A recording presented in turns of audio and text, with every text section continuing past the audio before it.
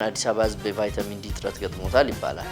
በዚህ በኩል ፀሐይ ጥሩ ነው እንላለን፣ በዚህ በኩል ፀሐይ መጥፎ ነው እንላለን። እንግዲህ ባላንስ የማድረግ ነገር ነው። ከ18 ዓመት በኋላ ፀሐይን የመከላከል ልምዱ ቢዳብር ጥሩ ነው። ቆዳችን ከአካላችን አንፃር ሁሉን ቻይ የሆነ የአካላችን ክፍል ነው። ብርድ ይችላል፣ ቅዝቃዜ፣ ሙቀት፣ በጋም ክረምትም ቆዳችን ኦልዌስ ከውጭ ሆኖ ምን ለብሰው ነገር ነው። እንግዲህ ሰው ቆንጆ መልክ እንዲኖረው የሚመኝበት እድሜ 10ዎቹ ላይ ታዳጊ አፍላ ወጣቶች በዛ እድሜ ቆንጆ ሆኖ ተውቦ መታየት ይፈልጋሉ። አሁን ቆዳችን መጉዳት የምንጀምርበት እድሜ ነው። ከጓደኞቻቸው የሚሰሙትን ነገር እየተቀቡ ይሄ ካልጠፋልኝ ራሴን ጎዳሉ አይነት ጥያቄዎችም ይመጣል። በተለይ ሴቶችም ወንዶችም በዛ እድሜ ለመዋብ ሲል ይገዛል።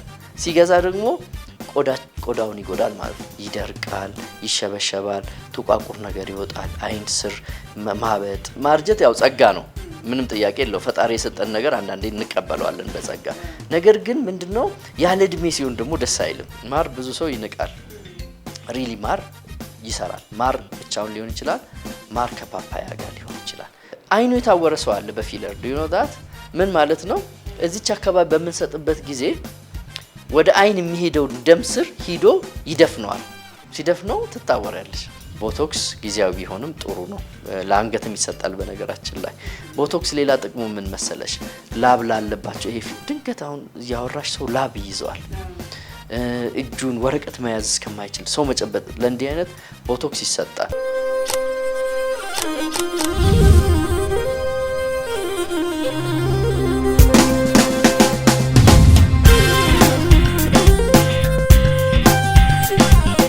እርጅና ብቻህና ይባላል።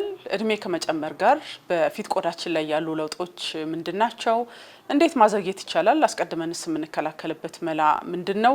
የዛሬ ፖድካስታችን ጉዳይ ነው። ጤና ይስጥልን የስለኛ ፖድካስት ተከታታዮች፣ ዛሬ የቆዳና የአባላዘር ሕክምና ስፔሻሊስት እንደዚሁም ደግሞ በጎንደር ዩኒቨርሲቲ ረዳት ፕሮፌሰር የሆኑትን ዶክተር አኒሳ በፍቃዱን ጋብዤላችኋለሁ። ለጥያቄዎቻችሁ ሁሉ መልስ የምታገኙበት ፕሮግራም ስለሆነ እንድትከታተሉ ጋብዛችኋለሁ። መልካም ቆይታ። እንኳን ደህና መጣ ዶክተር። እንኳን ደህና ቆይሽኝ ኤልሲ፣ በጣም አመሰግናለሁ። እኔም ስለመጣ በጣም አመሰግናለሁ። ይሄ ጊዜ ሶሻል ሚዲያው በጣም የተስፋፋበት ነው። ሁሉ ሰው ስለ ቆዳ ህክምና መካሪ የሆነበት ነው። ይሄንን ተቀቡ፣ ይሄንን አድርጉ የሚልበት ነውና ወደ ህክምና ተቋም በዚህ ሁኔታ ቆዳቸው እየተበላሸ የሚመጡ ሰዎች መቼስ ብዙ እንደሚሆኑ ጠብቃለሁኝ። በትክክል እንግዲህ ምንድነው መሰለሽ ይሄ አሁን የአይቲው ቴክኖሎጂ በጣም ሲጨምር የሶሻል ሚዲያው እንደ አዲስ አሁን በተለይ ቲክቶክ ከመጣ ወዲህ እንደዚሁም ሌሎች ሚዲያ መምጣታቸው ለብዙ ሰዎች ያው እንጀራ ሆኗል። እንጀራ ከመሆኑም ባለፈ ድሮ ጉግል ላይ አንብበሽ ከምታገኙ በተሻለ ኢንተራክቲቭ በሆነ መልኩ ሰው ቪዲዮ እያሳየ ሲሰራ በጣም ደስ ይላል። ጥሩ መማሪያ ነው። የዚያን ያህል ደግሞ የራሱ የሆነ ጉዳት አለው። አንዱ ጉዳት ምንድነው? አንድ ሰው ብድግ ይልና ላይክ ለምሳሌ ኮስሜቲክ ሻጭ የነበረ ሰው ጀስት ሲምፕል ኮስሜቲክስ የሚሸጥ ሰው ይማራል። ለምሳሌ ኦኬ ይሄ ላንቺ ጥሩ ነው፣ ለኔ እኮ የሰጠሽኝ ባለፈው ጥሩ ሆነ ትላለች አንድ ደንበኛ። ከዛ ልምድ ይነሳና ብድግ ብሎ የውበት ወይ የቆዳ ስፔሻሊስት ይሆናል። በኦቨርናይት ነው ላይክ ድንገት ነው የሚቀየሩት። አሁን እሱ መጥፎነቱ ምንድነው?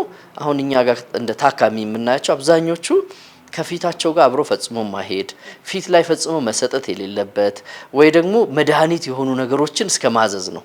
ያ ምን ያመጣል? የከፍተኛ የሆነ አለርጂ፣ የፊት ማርጀት፣ የፊት ጉዳት፣ ከዛ ባለፈ ደግሞ እድሜ ሙሉ ሊከተልን የሚችል ሮዜሻ ምናምን የሚባሉ በሽታዎችን ሊያስከትል ይችላል። እንዲህ አይነት ችግሮችም ተያይዘው እየመጡ ነው ማለት ነውና እንግዲህ በዶክተር አንተ የቆዳና የአባላዘር ሕክምና ስፔሻሊስት ነህ። በመምህርነትም ታገለግላለህ በተባባሪ ፕሮፌሰርነትና እንደው ለተመልካቾቹ መረጃዎችን ለመስጠት ቆዳችን ከእድሜ ጋር ያለው ሂደት ምን ይመስላል? እሱን ጥያቄ እናንሳ። እንግዲህ ምንድነው ቆዳችን ሁሉን የሚችልን በለው ከአካላችን አንፃር ሁሉን ቻይ የሆነ የአካላችን ክፍል ነው። ብርድ ይችላል፣ ቅዝቃዜ፣ ሙቀት፣ በጋም ክረምትም ቆዳችን ኦልዌስ ከውጭ ሆኖ ምን ለብሰው ነገር ነው፣ እንደ ውስጣዊ ነገር አይደለም። ያ ማለት ምንድነው? ራሱን አዳፕት እያደረገ ቶሎ መቀየር ያለበት ነው። ለምሳሌ ህፃናት ቶሎ በተወለዱበት ጊዜ አይተሽ ከሆነ ቆዳቸው ስስ ነው፣ እጅግ ደስ የሚል ሻካራ አይደለም። ከዛ ትንሽ ይቆይና ቆዳቸው ሜቢ ሌላ የቆዳ በሽታ ከሌለባቸው ማለት ነው ልስላሴውን ቀስ ብሎ እያጣ ይሄዳል። ልክ ወደ ጉርምስና ሊገቡ አካባቢ ሲሆን ፊታቸው ላይ ጭርት ነገር ይወጣል፣ ደረቅ ማለት ይጀምራል። እድለኛ ሆኖ ወዛም ቆዳ ከኖራቸው ደግሞ ወደ ብጉር የመቀየር እድል አለው። ልክ በጣም እንግዲህ ሰው ቆንጆ መልክ እንዲኖረው የሚመኝበት እድሜ 10ዎቹ ላይ ነው አይደል? ብዙ ጊዜ ታዳጊ አፍላ ወጣቶች በዛ እድሜ ቆንጆ ሆኖ ተውቦ መታየት ይፈልጋሉ። ከዚህ አንጻር አሁን ቆዳችንን መጉዳት የምንጀምርበት እድሜ ነው። ከጓደኞቻችን ላይክ አሁን ቲኔጅ ኢፌክት አለ እንግዲህ ፒር ኢፌክት አለ።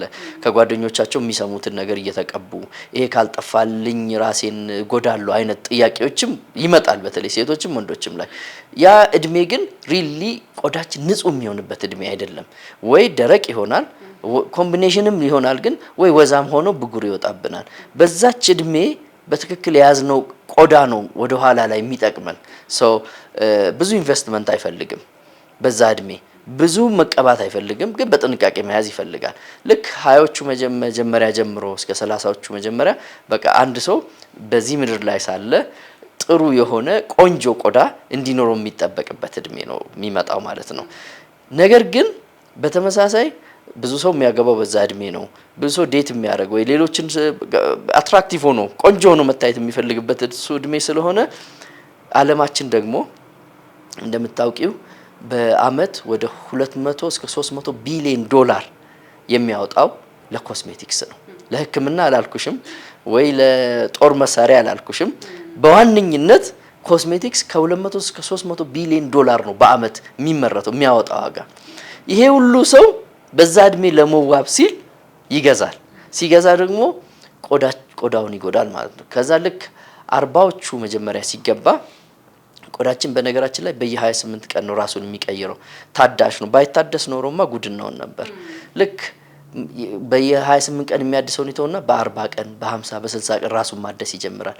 ያኔ ምን ይጀምራል? ቆዳ ይሳሳል፣ ይደርቃል፣ ይሸበሸባል፣ ጥቋቁር ነገር ይወጣል፣ አይን ስር ማበጥ፣ ጎንና ጎን ፊታችን ላይ እንደዚህ መጥቆር፣ ቀጫጭን መስመሮችን ማውጣት፣ በዚች አካባቢ ይሄ አፍንጫችንና ምንድነው የሚባል ከንፈራችን መሀል ያለው መስመር በጣም እየጎረጎደ ይሄዳል። ጥቋቁር መለቀም ያለባቸው ነገሮች ይወጣሉ። በልጅነት ያልነበረ ሽፍታ ይወጣብናል። ይሄ ፀሐይ እንደዚህ የሆነ አሁን ይሄ ምን ማለት ነው? ቆዳችን አረጀ ወደምንለው እየባሰ ይሄዳል ማለት ነው።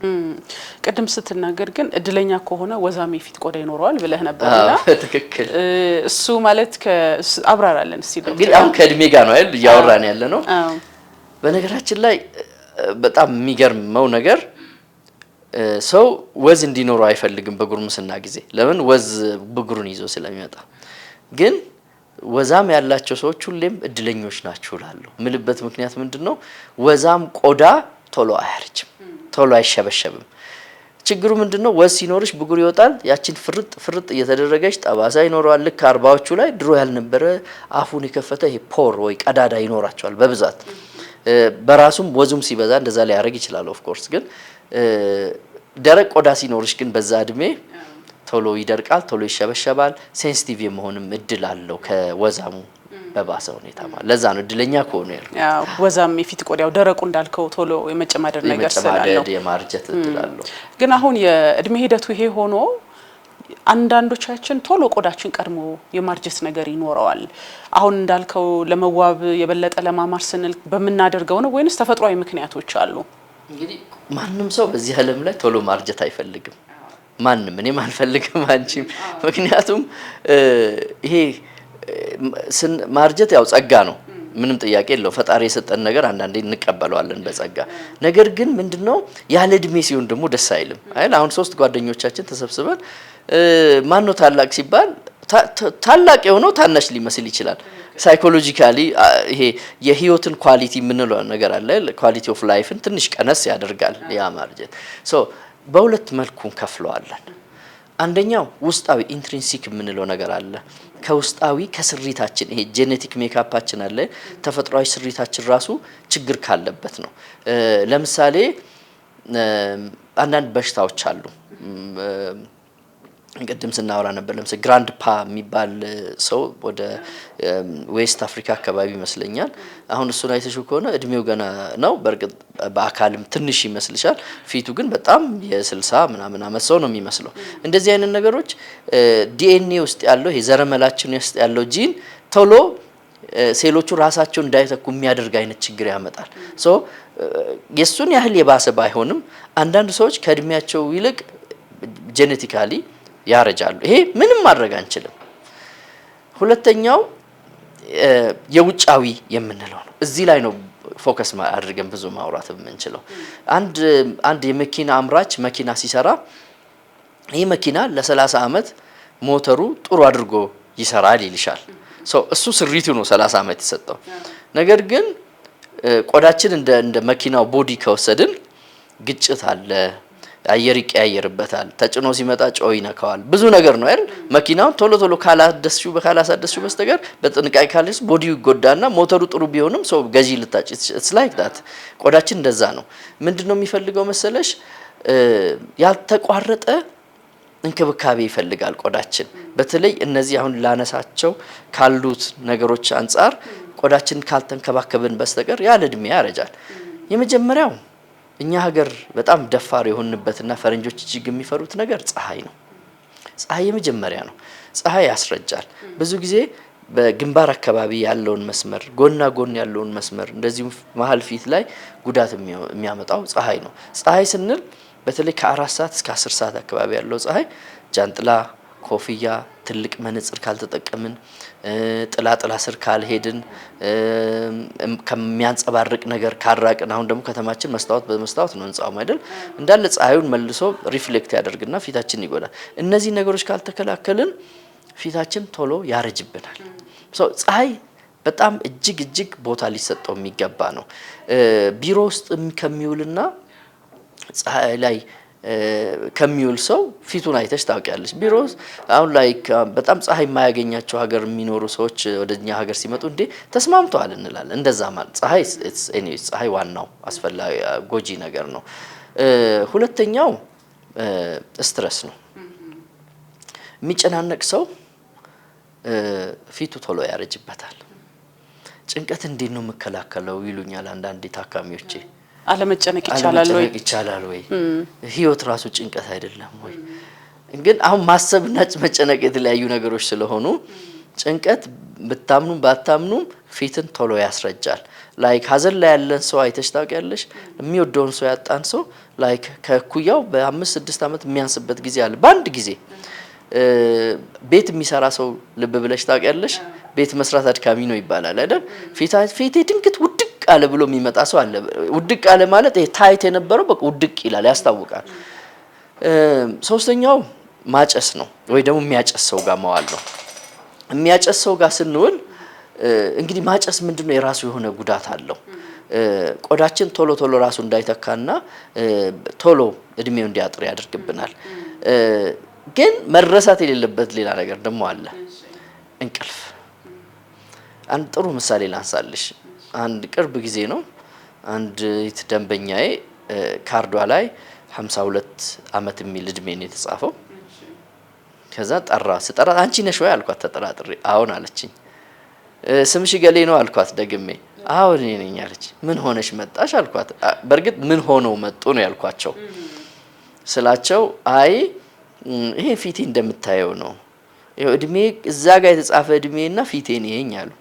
76 አመት ምናምን የሚገመት አይነት ሰው 52 እድሜ 52 ነው ብለው መጡ እና ምንድነው አልኳቸው ላለፉት 18 አመታት በቀን ማክሲመም ምተኛ 2 ሰዓት ነው የአእምሮ በሽታ አለባቸው ማታ ላይ ብዙ ሐሳብ ያስባሉ እንቅልፍሽ ብለው ያስዳቸው መድኃኒቱን መቀጠል አልፈለጉም ለዚህ ከባሌ ጋር በመሄድበት ጊዜ ሰው እናትን ከት ይዘመጣ ሲለኝ ሞራሌ ይነካል አሉ አሁን እሱ ሚዲያ ላይ ማሳየት ትክክል ስላልሆነ ነው እንጂ ፎቶን ብናይ በ70 ምናምን አመት ይሄ መስመር ሰርቶ መስመሩ በስቶ ላይክ አይን ዙሪያ ያለው በጣም ብሶ በቃ አንድ ሰው የምር በእድሜ ገፋ የምትዩ አይነት ነገር አለ ሶ እንቅልፍ በጣም እጅግ አስፈላጊ ነው ሌላው ያለ እድሜ ቆዳችን እንዲያረጅ የሚያደርግ ነገር ቢኖር አላስፈላጊ የሆኑ ቅባቶችን መጠቀም ለምሳሌ እነዚህ ኮርቲሶል የሚባሉ ነገሮችን ሰምተሽ ካወቅሽ ለጊዜው ይጠቅሙሻል።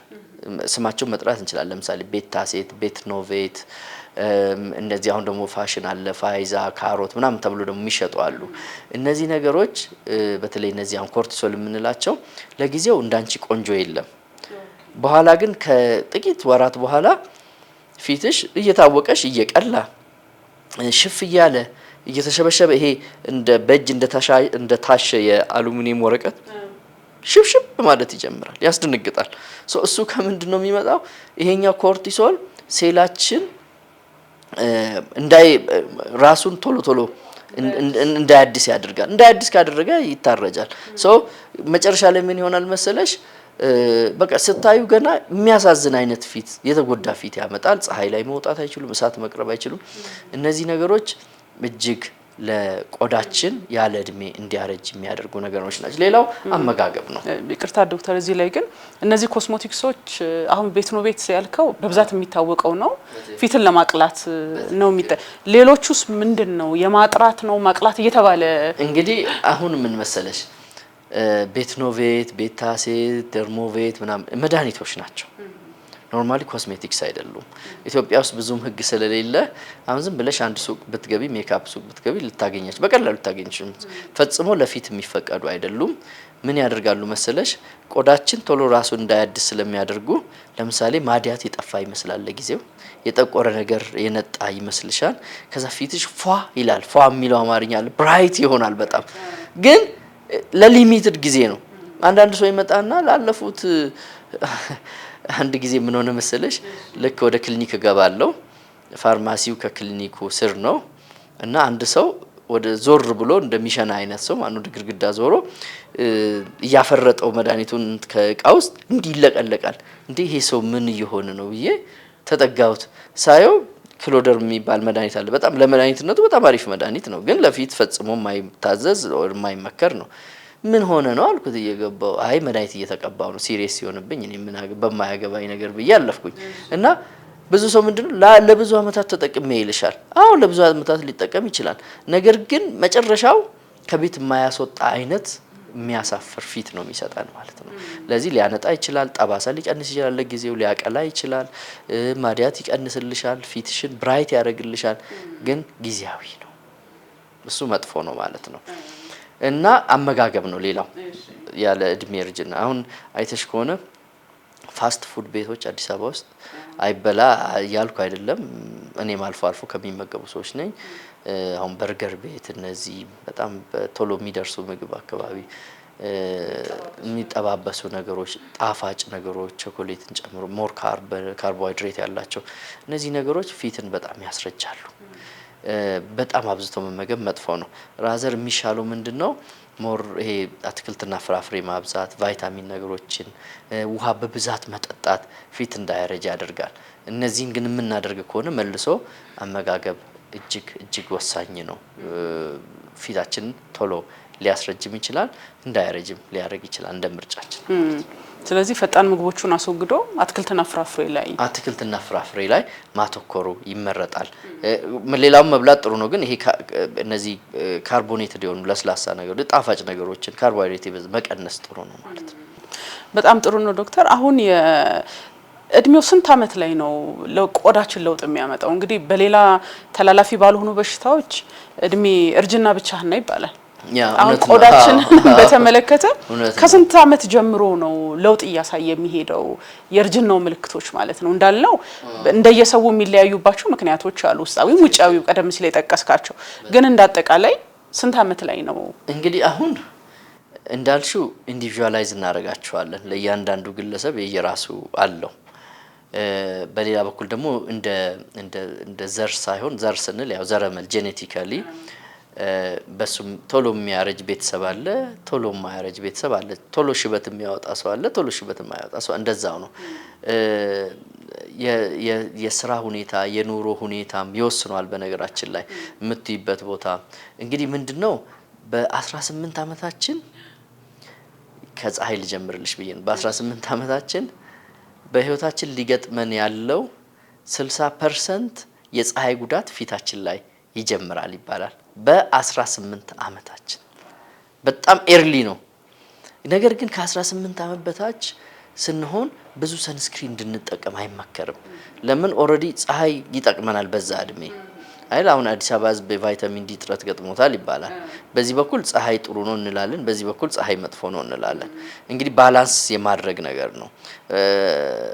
እኔ የምመክረው በዛ እድሜ ከ18 ዓመት በኋላ ፀሐይን የመከላከል ልምዱ ቢዳብር ጥሩ ነው። 40 ዓመት 50 ዓመት ደርሶ ደግሞ ማያረጅ ሰው አለ። ፊቱ ኦልዌይስ ቤቢ ፌስ አይነት የሚሆንለት ሰውም አለ። የማርጀት ምልክት እሱም በጣም ጥሩ ነገር ነው። ግን ያ ብዙ ጊዜ ወይ በኬር ነው የሚመጣው ወይ በተፈጥሮ በጂን ነው የሚመጣው። ለዚህ አሁን በዚህ እድሜ ቆዳ አረጀ ማለት አንችልም። ግን አዝ ኤርሊ አዝ ከ18 ዓመት ጀምሮ ጉዳቱ ግን በጣም መታየት ይጀምራል። ይሄ የመስመር የሚወጡት ሪንክሎች የእርጅና ምልክቶች የሚባሉ 30ዎቹ ከተገባ በኋላ ነው። በትክክል እንግዲህ ቀጫጭን መስመሮችን ማየት የምንጀምረው ከ30ዎቹ መካከል ጀምሮ ነው። አሁን ምንድነው ሁለት ነገር ነው። ያው ጥሩ ከያሱ 50ም 60ም ላይ ሊሆን ይችላል። ግን ከ30 ዓመት አካባቢ ጀምሮ ግን መስመሮቹ በእርግጠኛነት እየታዩ ይሄዳሉ። እነዚህ ፋይን ሪንክልስ የምንላቸው አሉ፣ ቀጫጭን አሉ ወይ ደግሞ ወፋፍራም አሉ። አንድ ነገር አለ። አሁን ለምሳሌ ልምድ ሁልጊዜ አንድ ሳስተምርን የምንላለው መሰለሽ ተማሪዎችን ኮስተር ብላችሁ ከምታረጁ ፈገግ እያላችሁ ብታረጁ ይሻላል እላችኋለሁ። ምክንያቱም ፈገግ ካልሽ ሁሌም ፈገግ ባቲ እንኳን ፊትሽ እንደዛ ነው የሚያረጀው። እንዲህ የሚል ሰው አይተሻል? እዚህ ጋር መስመሩን ብዙ ሰው ልብ ብለሽ እና በጣም መስመር አለ እዚህ ጋር ያ በቀን ውስጥ ለምሳሌ አሁን ብርሃን ላይ የሚውል ሰው ፀሐይ ላይ ስትወጪ ፊትሽ እንዴት ነው የሚሆነው? እንዲህ ይሆናል ሳትወጪ። ለዚህ አንድ መነጽር መጠቀም አንድ ጥቅሙ እሱ ነው። እንዲህ ማለት እድልሽን ይቀንሳል። ምክንያቱም ፊትሽ ቶሎ ኮፕ ያደርጋል ብርሃንን፣ አይንሽ ኮፕ ያደርጋል። ያ ማለት ምንድነው? ይሄ በድግግሞሽ የምናደርጋቸው ነገሮችም ፊታችንን ሊያስረጁ ይችላሉ። ለዚህ ይሄ ቀጫጭን መስመር፣ ጥቋቁር ነገሮች፣ ከዛ ቆዳችን ወዝ ማጣት፣ መድረቅ መጀመር ከ30ዎቹ ጀምሮ የሚጠበቅ ነገር ማለት ነው። አሁን እንግዲህ በእድሜ ብለናል፣ ላይፍ ስታይላችን ያኗኗር ዘይቤ ብለናል። ብዙ ሰው ቢችል ይሄንን የእርጅና ምልክት ቢያስቆመው ይፈልጋል።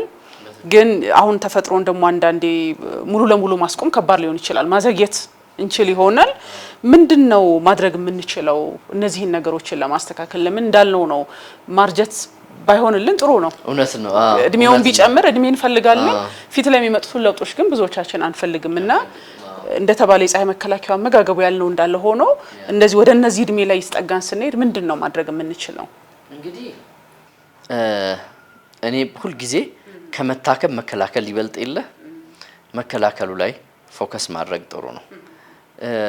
አንዳንድ ሰው ፊቱን ጥሩ አድርጎ ይዝና ላይ አሉ አሁን 50 ዓመት 60 ዓመት ሆኖ ፊታቸውን ስታይ ላይ በ10 ዓመት 20 ዓመት ምናምን ያነሱ ይመስሉሻል። አንገታቸውን ስታይ አንገታቸው ሽብሽብ ብሎ ያስታውቃል። አንዳንድ ጊዜ ደግሞ ልብ ብለሽ አይተሻል፣ ጣት መሃል እዚህ ጋር መሸብሸብ ይጀምራል። በተለይ እንግዲህ አሁን የቆዳ ማርጀትን የምንከላከለው ሞር እድሜያችን ውስጥ ቆንጆ እንደሆነ አትራክቲቭ እንደሆነ ለመቆየት ነው። ሌላ ምንም ምክንያት የለውም። ያን ለማድረግ ሲባል እነዚህንም አሁን ያልኩሽንም ቦታዎች ማሰብ መልካም ነው። በተለይ ደረት ላይ ሲሆን እስከዚች መስመር ላይ አሁን ቀሚስ ስትለብሱ ክፍት የምትል ፓርት አለች፣ እስከዛች አይነት መንከባከብ ጥሩ ነው። ፊትን ብቻ ሳይሆን አንድ ላይ ሳይሆን ምክንያቱም የሚታዩ በእርጅና ቶሎ ወደ ውጭ የሚታዩት እነዚህ ናቸው። የእጅ ጣቶች መሃል ወይ ደግሞ በጀርባ በመዳፉ ተቃራኒ ያለው አንገት፣ ትንሽ የደረት ፓርትና ፊታችን ላይ ነው። እነዚህ ላይ ነው ፎከስ ማድረግ ያለብን። ያው መከላከሉ ይበልጣል ካልን እንግዲህ የመጀመሪያ መሆን ያለበት የህይወት ዘይቤያችንን መቀየር ነው። የህይወት ዘይቤ መቀየር ይከብዳል። አንዳንድ ሰው ይመጣና እስቲ ፊቴ ማርጀት ፈለገ ምን ላድርግ ብሎ ይመጣል። ውበቴ ኦር ቦርሳይ ውስጥ ነው ኦር ገንዘቤ በሙሉ ኢንቨስት ለማድረግ ብሎ የሚያምን ሰው አለ። ልክ ስትጂ ለህክምናም ወይ ደግሞ በባለሙያም ለመታይ ስትጂ የ20 ሺህ ብር 30 ሺህ ብር ቅባትና ሳሙና ይዘሽ ትገቢያለሽ። የእውነት እሱ አንዴ ጉዳቱ ከደረሰ በኋላ ይረዳሻል ወይ ከተባለ ሜቢ 10% ሊረዳሽ ይችል ይሆናል። ቅድም ምን ብዬሽ ነበር? ይሄ ሁሉ ቢሊዮን ዶላር በአመት ለኮስሜቲክስ የሚወጣው አብዛኛው የኮስሜቲክስ ወይ ውበት መጠበቂያ ምርቶች የምር እንደሚወራላቸው አይደለም። ግን በቀላሉ በማስታወቂያም ፕሮሞት በማድረግ ሰውን ከች ማድረግ ትችላለሽ የሁሉም ሰው ጭንቀት ስለሆነ ለዚህ የመጀመሪያ ስቴፕ መሆን ያለበት መከላከል ነው ማለት ነው መከላከል ስንል ደግሞ ሩቲን የምናደርጋቸውን ነገሮች ሙሉ በሙሉ መቀየር ነው የመጀመሪያው የቆዳ አይነታችንን መለየት ነው ቆዳይ ምን አይነት ነው ቆዳይን ከለየሁኝ ለቆዳይ የሚገባን ነገር ማድረግ ይችላል ቆዳ 16 አይነት ቆዳ ነው ያለው እንግዲህ አሁን በተለምዶ 4 ነው ወይ 5 ልንል እንችላለን ይሄ ደረቅ ወዛም ጥምር ቆዳ ኦር ኮምቢኔሽን በተለምዶ የሚባለው ኖርማል ቆዳና ሴንሲቲቭ ብለን 5 እናረጋቸዋለን በርግጥ ትክክለኛው አሁን ለውበት ሲባል 16 አይነት ነው እኛ እንደ ህክምና በ16 መልኩ እናያቸዋለን ቀላል ነው አከፋፈሉ 4 ነገሮች ናቸው ወሳኝ ነገሮች ሴንሲቲቭ ነው ወይስ አይደለም ደረቅ ነው ወይስ ወዛም ነው ከዛ ደግሞ ለጥቁረት የተጋለጠ ነው ወይስ አይደለም ተሸብሽቧ ለመሸብሸብ የተጋለጠ ነው ወይስ አይደለም ሶ እነዚህን 4 ነገር ነው የምንጠቀመው በተለይ ከኤጂንግ ጋር በተመለከተ ምክንያቱም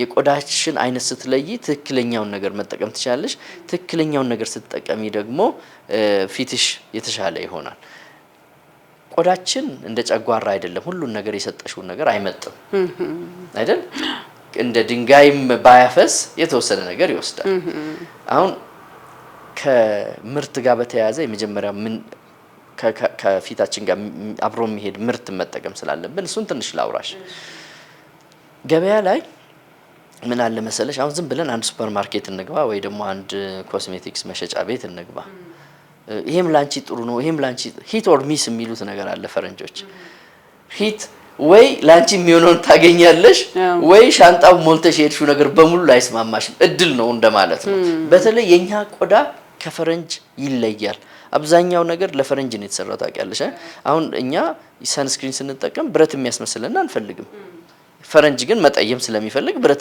የሚያስመስለው ነው የሚፈልገው እንደዛው ማለት ነው ሶ ሁሉ ጊዜ 3 ነገሮች ላይ ማተኮር አለብን ቆዳችንን እንዳይጎዳ የሚያደርጉ ነገሮችን ስንመርጥ የመጀመሪያው ላዩ ላይ ነን ኮሜዶጄኒክ የሚል ነገር መኖሩን ቼክ ማድረግ ነው ማለት ብጉር የማያወጣ እንደማለት ነው ሶ ኮሜዶጄኒክ ሆነ ብጉር ሊያወጣ ይችላል ለዚህ ለደረቅ ቆዳ ነው የተሰራው ማለት ነው ለደረቅ ቆዳ የተሰራ ሁሉ ግን ለደረቅ ይሆናል ማለት አይደለም አንዳንዴ ትራያል ነው ትሞክሪያለሽ ካልሆነ ትታያለሽ እንደማለት ነው ሁለተኛው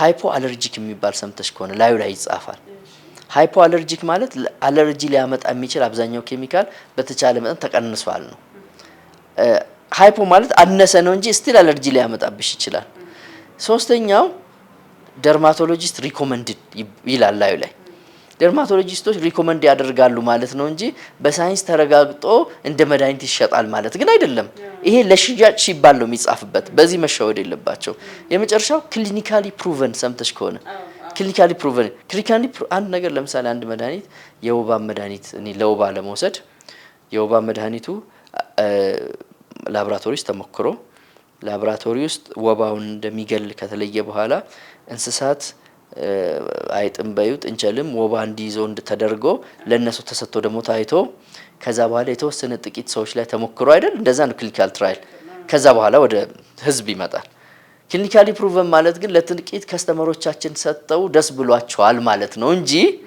አሁን ያልንበት ሂደት ውስጥ ሄዶ ያለቀለት ነው ማለት አይደለም ለዚህ አብዛኛው ኮስሜቲክስ ለጊዜው ያስቡሻል ለጊዜው ፏ ያረጋል ከጥቂት ጊዜ በኋላ ግን አታገኝ ሶ የመጀመሪያው የእርጅናን ለመከላከል ቆዳችንን መለየት ከዛን አብሮ ሊሄድ የሚችል ነገር መምረጥ ነው የሚፈልገው ሌላው የኛ ስህተት ውድ ነገር እንመርጣለን አሁን ውድ ነገር ስንመርጥ የእውነት እናውራ ከተባለ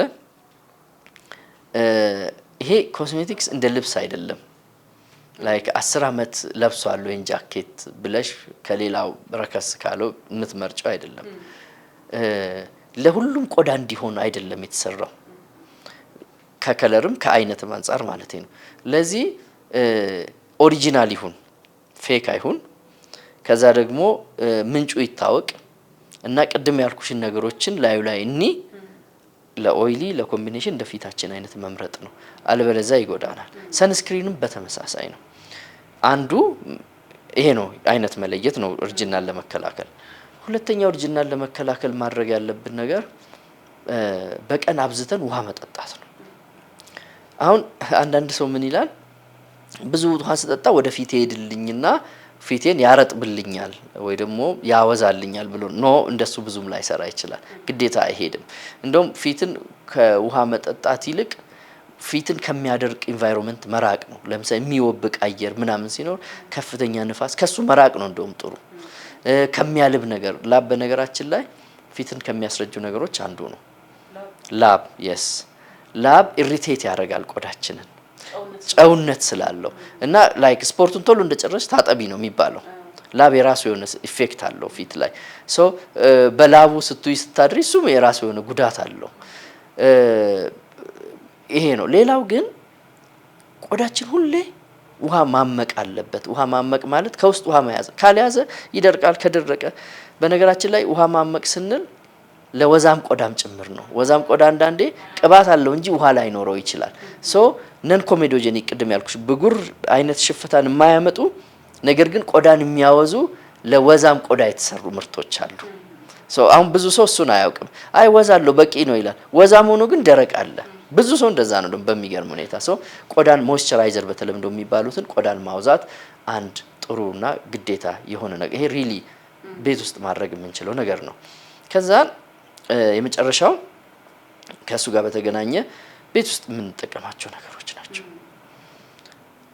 ሂጄ ገበያ ሂጄ ግዴታ ያ ብራንድ መጥራት ፌር ስለማይመስለኝ ነው። እዚህ እንትን ብለን ብዙ መጥራት እንችላለን። እነዛን ነገሮች በወር ከምናገኘው ገቢ በላይ ከማድረግ መሰረታዊ ነገሮች አሉ የማንደራደርባቸው። መሰረታዊ ቆዳ እንክብካቤ ውስጥ ሰንስክሪን ግዴታ ነው። ሞይስቸራይዝ ማድረግ ግዴታ ነው። ያው መታጠብ ግዴታ ነው። እነዚህ ሶስቱ ናቸው። ለምሳሌ አንዳንድ ኮስሜቲክሶች ምርታቸው እንዲሸጥ አይ ፊትን የመንከባከብ ዘዴ 7 ስቴፕ አለው ይልሻል። አሁን ደግሞ 12 ስቴፕም ደርሰዋል። ለግዠሪ ነው እውነቱን እናውራ ከተባለ አያስፈልግም። ሰው ምንድነው የምናደርገው? ቤት ውስጥ ሲምፕል ሞይስቸራይዘሮችን መጠቀም እንችላለን። ፊታችን እንዳያረጅ መከላከል ነው እንጂ ማከም አይደለም። አሁንም ልብ ማለት ያለብን አንዳንድ ሰው አቮካዶ ይሄን ያህል ጊዜ ተቀብቼ መጣውና ይልሻል። ኖ ይከላከል ይሆናል እንጂ በጣም እንደ ድንቅ እንደ ተአምር ቆዳችን እንደ ጨጓራ እንደ አንጀት መጦልን ምናምን አያደርግም። የተወሰኑትን ያው ስለሚጠቅም እናንሳ። አሎቬራ ምንድነው? ሬት ነው የሚባለው። ሬት ለምሳሌ በውስጡ እጅግ ብዙ ጥሩ ነገሮች አሉት እውነቱን ለመናገር ሶ ይሄንን አንድ ቀን አይደለም በወር አንድ ቀን ምናምን አይሰራም። ለምሳሌ ቢቻል በሳምንት 3 ቀን 5 ቀን 7 ቀን ኢትስ ኦኬ ደጋግሞ 10-15 ደቂቃ ተቀብቶ ማቆየት በውስጡ ያለው ብዙ ነገር ይሄ ኮላጅን እንዲመረት ሊቀሰቅስ የሚችል ሃይድሬት ቅድም ያልኩሽ ምንድነው ቆዳችን ሞር ረጠብ እንዲል ማድረግ ውሃ እንዲያምቅ የማድረግ እንትን ስላለው በተለይ ለደረቅ አይነት ቆዳ ላላቸው ሰዎች ጥሩ ነው። ሁለተኛው ኪውከምበር ነው የሚባለው። በአማርኛ ምንድነው? አይ ዶንት ኖ። ኩከምበር ራሱ ነው። ኦኬ እሱ አሁን ለምሳሌ በተለይ አይን ስር አካባቢ ቶሎ ለሚጎዳባቸው በሳምንት 20 ጊዜ 30 ጊዜ ብታደርጊ ለ10-15 ደቂቃ በጣም ይረዳል። ማር ብዙ ሰው ይንቃል። ሪሊ ማር ይሰራል። ማር ብቻውን ሊሆን ይችላል። ማር ከፓፓያ ጋር ሊሆን ይችላል። ማር ጥሩ ነው። ኢቭን ለትንሽ ኢሪቴት ቆዳ ነው የማድረግ እድል አለው እንጂ ኢቭን ማር እና ፓፓያ ለወዛም ቆዳም ጥሩ ነው። ይሄን ያህል ሽፍታውን ስለማያመጣ ማለት ነው። ሌላው እንቁላል፣ ነጭ እንቁላል ይሄ አስኳላን ተተን ነጭዋን ፓርት እሷን ብቻ መቀባት እና ከዛን ፊታችንን ምንድነው ሪንስ ማድረግ ልቅልቅ በውሃ በጣም ያልበዛ ማድረግ የቆዳ ማርጀት ይከላከል። እዚህ ጋር ግን አንድ ማንሳት ያለብን ነገር ብዙ ጊዜ ልብ ብለሻል፣ ፊታችን ከታጠብን በኋላ እንፈትገዋለን። ፊት መፈተግ ባይዘ ቆዳችን ቶሎ ቶሎ መስመር እንዲያወጣ ያደርጋል። ላይክ እንዲሁ ነካ ማድረግ ነው እንጂ የታጠብነውን ውሃ ሁሉ እንድናደርቅበት አይፈለግም። ጭምድድ ያደርገናል አንዳንዴ። ሶ እሱንም ማሰብ ነውና ቤት ውስጥ ቅድም እንዳልኩሽ እንግዲህ የተወሰኑ ነገሮችን ቤት ውስጥ እያደረግን ቶሎ ቆዳችን እንዳያረጅ የሙዝ ማስክ፣ ሙዝም በነገራችን ላይ ኤላስቲሲቲውን ይጨምራል ተብሎ ይታመናል። ነገር ግን ኩከምበር 1 ኪሎ በቀን ብትበይ ሙዝ 3 ኪሎ ብትበይ ፊትሽ አይቀየርም። ምክንያቱም ሙዙ ወደ ፊትሽ ብቻ አይሄድም፣ ወደ ሙሉ ገላ ነው የሚሄደው። የማይፈልገው ይወጣል፣ የሚፈልገው የተወሰነ ነገር ይቀራል። እና አንዳንድ ሰው ኮላጅን መዋጥ፣ ቫይታሚን ሲ መዋጥ፣ ሌላ ምን አለ እንዲህ አይነት ነገር በብዛት ብውጥ ይረዳኛል ይባላል። አንድ እውነት እናውራ ከተባለ ቅድም ነገሩ ክሊኒካሊ ፕሩቨን እንዳልኩሽ ነው። በክሊኒካል ትራያል ተሰርቶ 100% የተረጋገጠ ነገር የለም። ለዚህ ኮላጅን መዋጥ ይረዳል እንላለን እንጂ የምር እርጅና ናይ። ምክንያቱም ኮላጅን እንግዲህ ማለት የቆዳችን ሁለት ክፍል አለው አይደል? ኤፒደርሚስ ከላይ ያለና ደርሚስ። ደርሚስ የሚባለው የቆዳ ክፍል ውስጥ ሆኖ ቆዳችን ለምሳሌ አሁን ላስቲክ እንደዚህ በእጅ ቡጭቅ ባደርገው ቶሎ ወደ ቦታ አይመለስም አይደል? ቆዳዬን ግን እንደዚህ ጎትቼ ብለቀው ቶሎ ነው የሚመለሰው። ቶሎ ያን ሼፕ ሪጌን እንዲያደርግ የሚያደርግልን ፓርት ነው። ያ እየቀነሰ ሲሄድ ግን መሳሳት፣ ወዙን ማጣት ምናምን ይመጣል። ኮላጅኑን ስውጠው ጨጓራዬ ውስጥ አንጀቴ ውስጥ ሂዶ ይመጠጥና ቅድም እንዳልኩ ወደ ብዙ ቦታ ነው የሚሄደው። ለፊቴ ብቻ ይሄን ያህል አይመጣም። የተወሰነ ይረዳ ይሆናል ግን የምር ተአምራዊ ነገር አይደለም። ለኔ 1%ም ከመቶ ሰው ወስዶት አንድ ሰው ልዩነት ካመጣ በጣም እድለኛ ነው። ዋው! አሁን ላይ እኮ ኮላጅን አትወስዱም ወይ ተብለ በጣም ስጋት ውስጥ ነው የምትገባው ባለመውሰድ። ቅድም እንዳልኩሽ ነው፣ ይሄ የምር ነው። አሁን ምን አለ መሰለሽ፣ ሁላችንም ስንፈጠር ቆንጆ ነን። ላይክ ወንድ የራሱ የፊት ሼፕ አለው፣ ሴት በራሱ ያው የከንፈር መጠን የአፍንጫ መጠን ይባላል አይደል? በኤስቴቲካውም በእኛ በሙያችን ይሄን ያህል ቢሆን ለወንድ እንዲህ ቢደረግ ምናምን የምትይው ነገር አለ። አሁን ሳይንሱ ምን አደረገ መሰለሽ? ለምሳሌ የከንፈር ፊለር የሚያመርት አምራች ሰው ወፍራም ከንፈር ቆንጆ መሆኑን ደጋግሞ ጉግል ላይ ይነግርሻል፣ በማስታወቂያ ይነግርሻል፣ በትልቅ ስክሪን ውጭ ሀገር ስትሄጂ ይነግርሻል። ዩሲያው ምንድነው ሰው የውበቱን ዲፊኒሽን ድሮ ከለመደው ይሄ በማህበራዊ መንገድ ከለመደው እየቀየረው እንዲሄድ ታደርጊያለሽ። ድሮ ትልቅ ከንፈር ሲባል የአፍሪካ ከንፈር ነው ኢቨርትድ ምናምን ከንፈራቸው ተብለን ነው የምንተቸው። አሁን ኮምፕሊትሊ ምን ሆነ እንግዲህ ብዙ ጊዜ አንቺ ወጣ ስለምትይ አሁን ዱባይ አይተሻል። ዝም ብዬ አንዳንዴ ቆጥራለሁ ከሀገር ወጣ ስል እማያቸው ሴቶች ውስጥ ሜቢ እንደዚህ በጣም ወጣት የሚበዛበት አካባቢ ወጣት ሚድል ኤጅ አካባቢ የሚበዛበት ቦታ ከ10 ሴት 6-7ቱ ከንፈራቸውን ያስሞሉ ናቸው። ማስሞላቱ እኮ ክፋት ላይኖረው ይችላል፣ ግን የውበቱን ዲፊኒሽን እየቀየረው ይሄድብሻል። ምን ማለት ነው?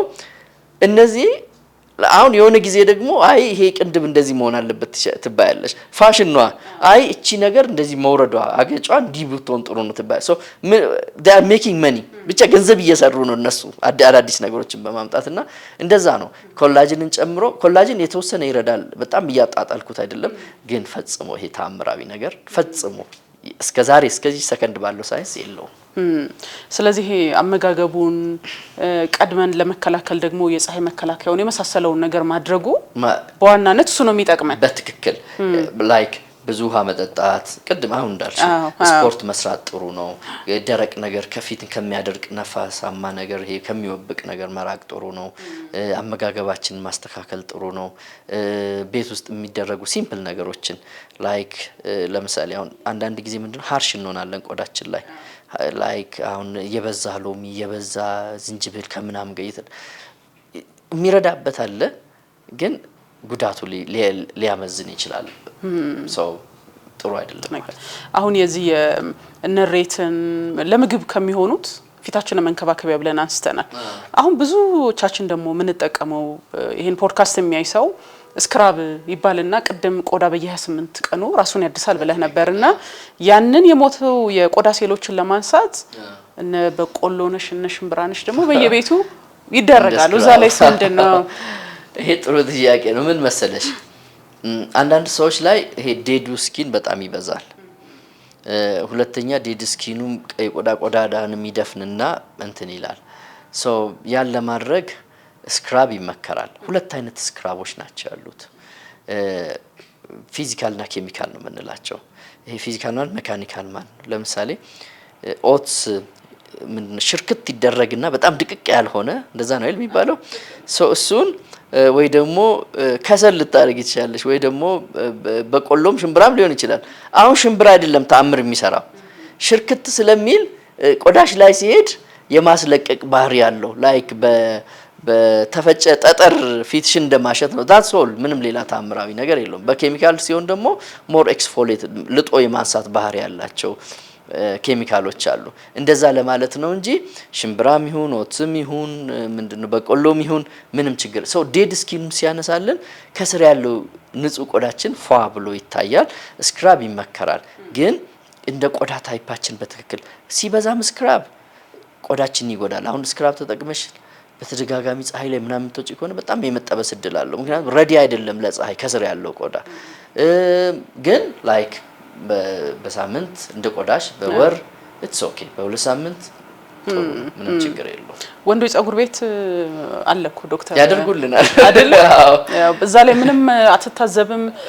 እንደው ብዙ ጊዜ በደረቁ ቆዳው ደረቅ ሆኖ የማሸት እንዲህ አይነት ነገሮች አሉ። አሁን ሐኪም ሆነህን ሳያውቁ ምን ትታዘባለህ? እውነቱን ለመናገር አሁን እኔ ያው ደንበኛ ይኖርሻል የራስሽ የምትሄጂበት ቦታ ራስሽንም እንደዚህ ብለሽ አትና ስክራብ ይደረግ አይደረግላለሁ። አንዳንዴ በጣም ፈልጌ የማደርግበትም አለ።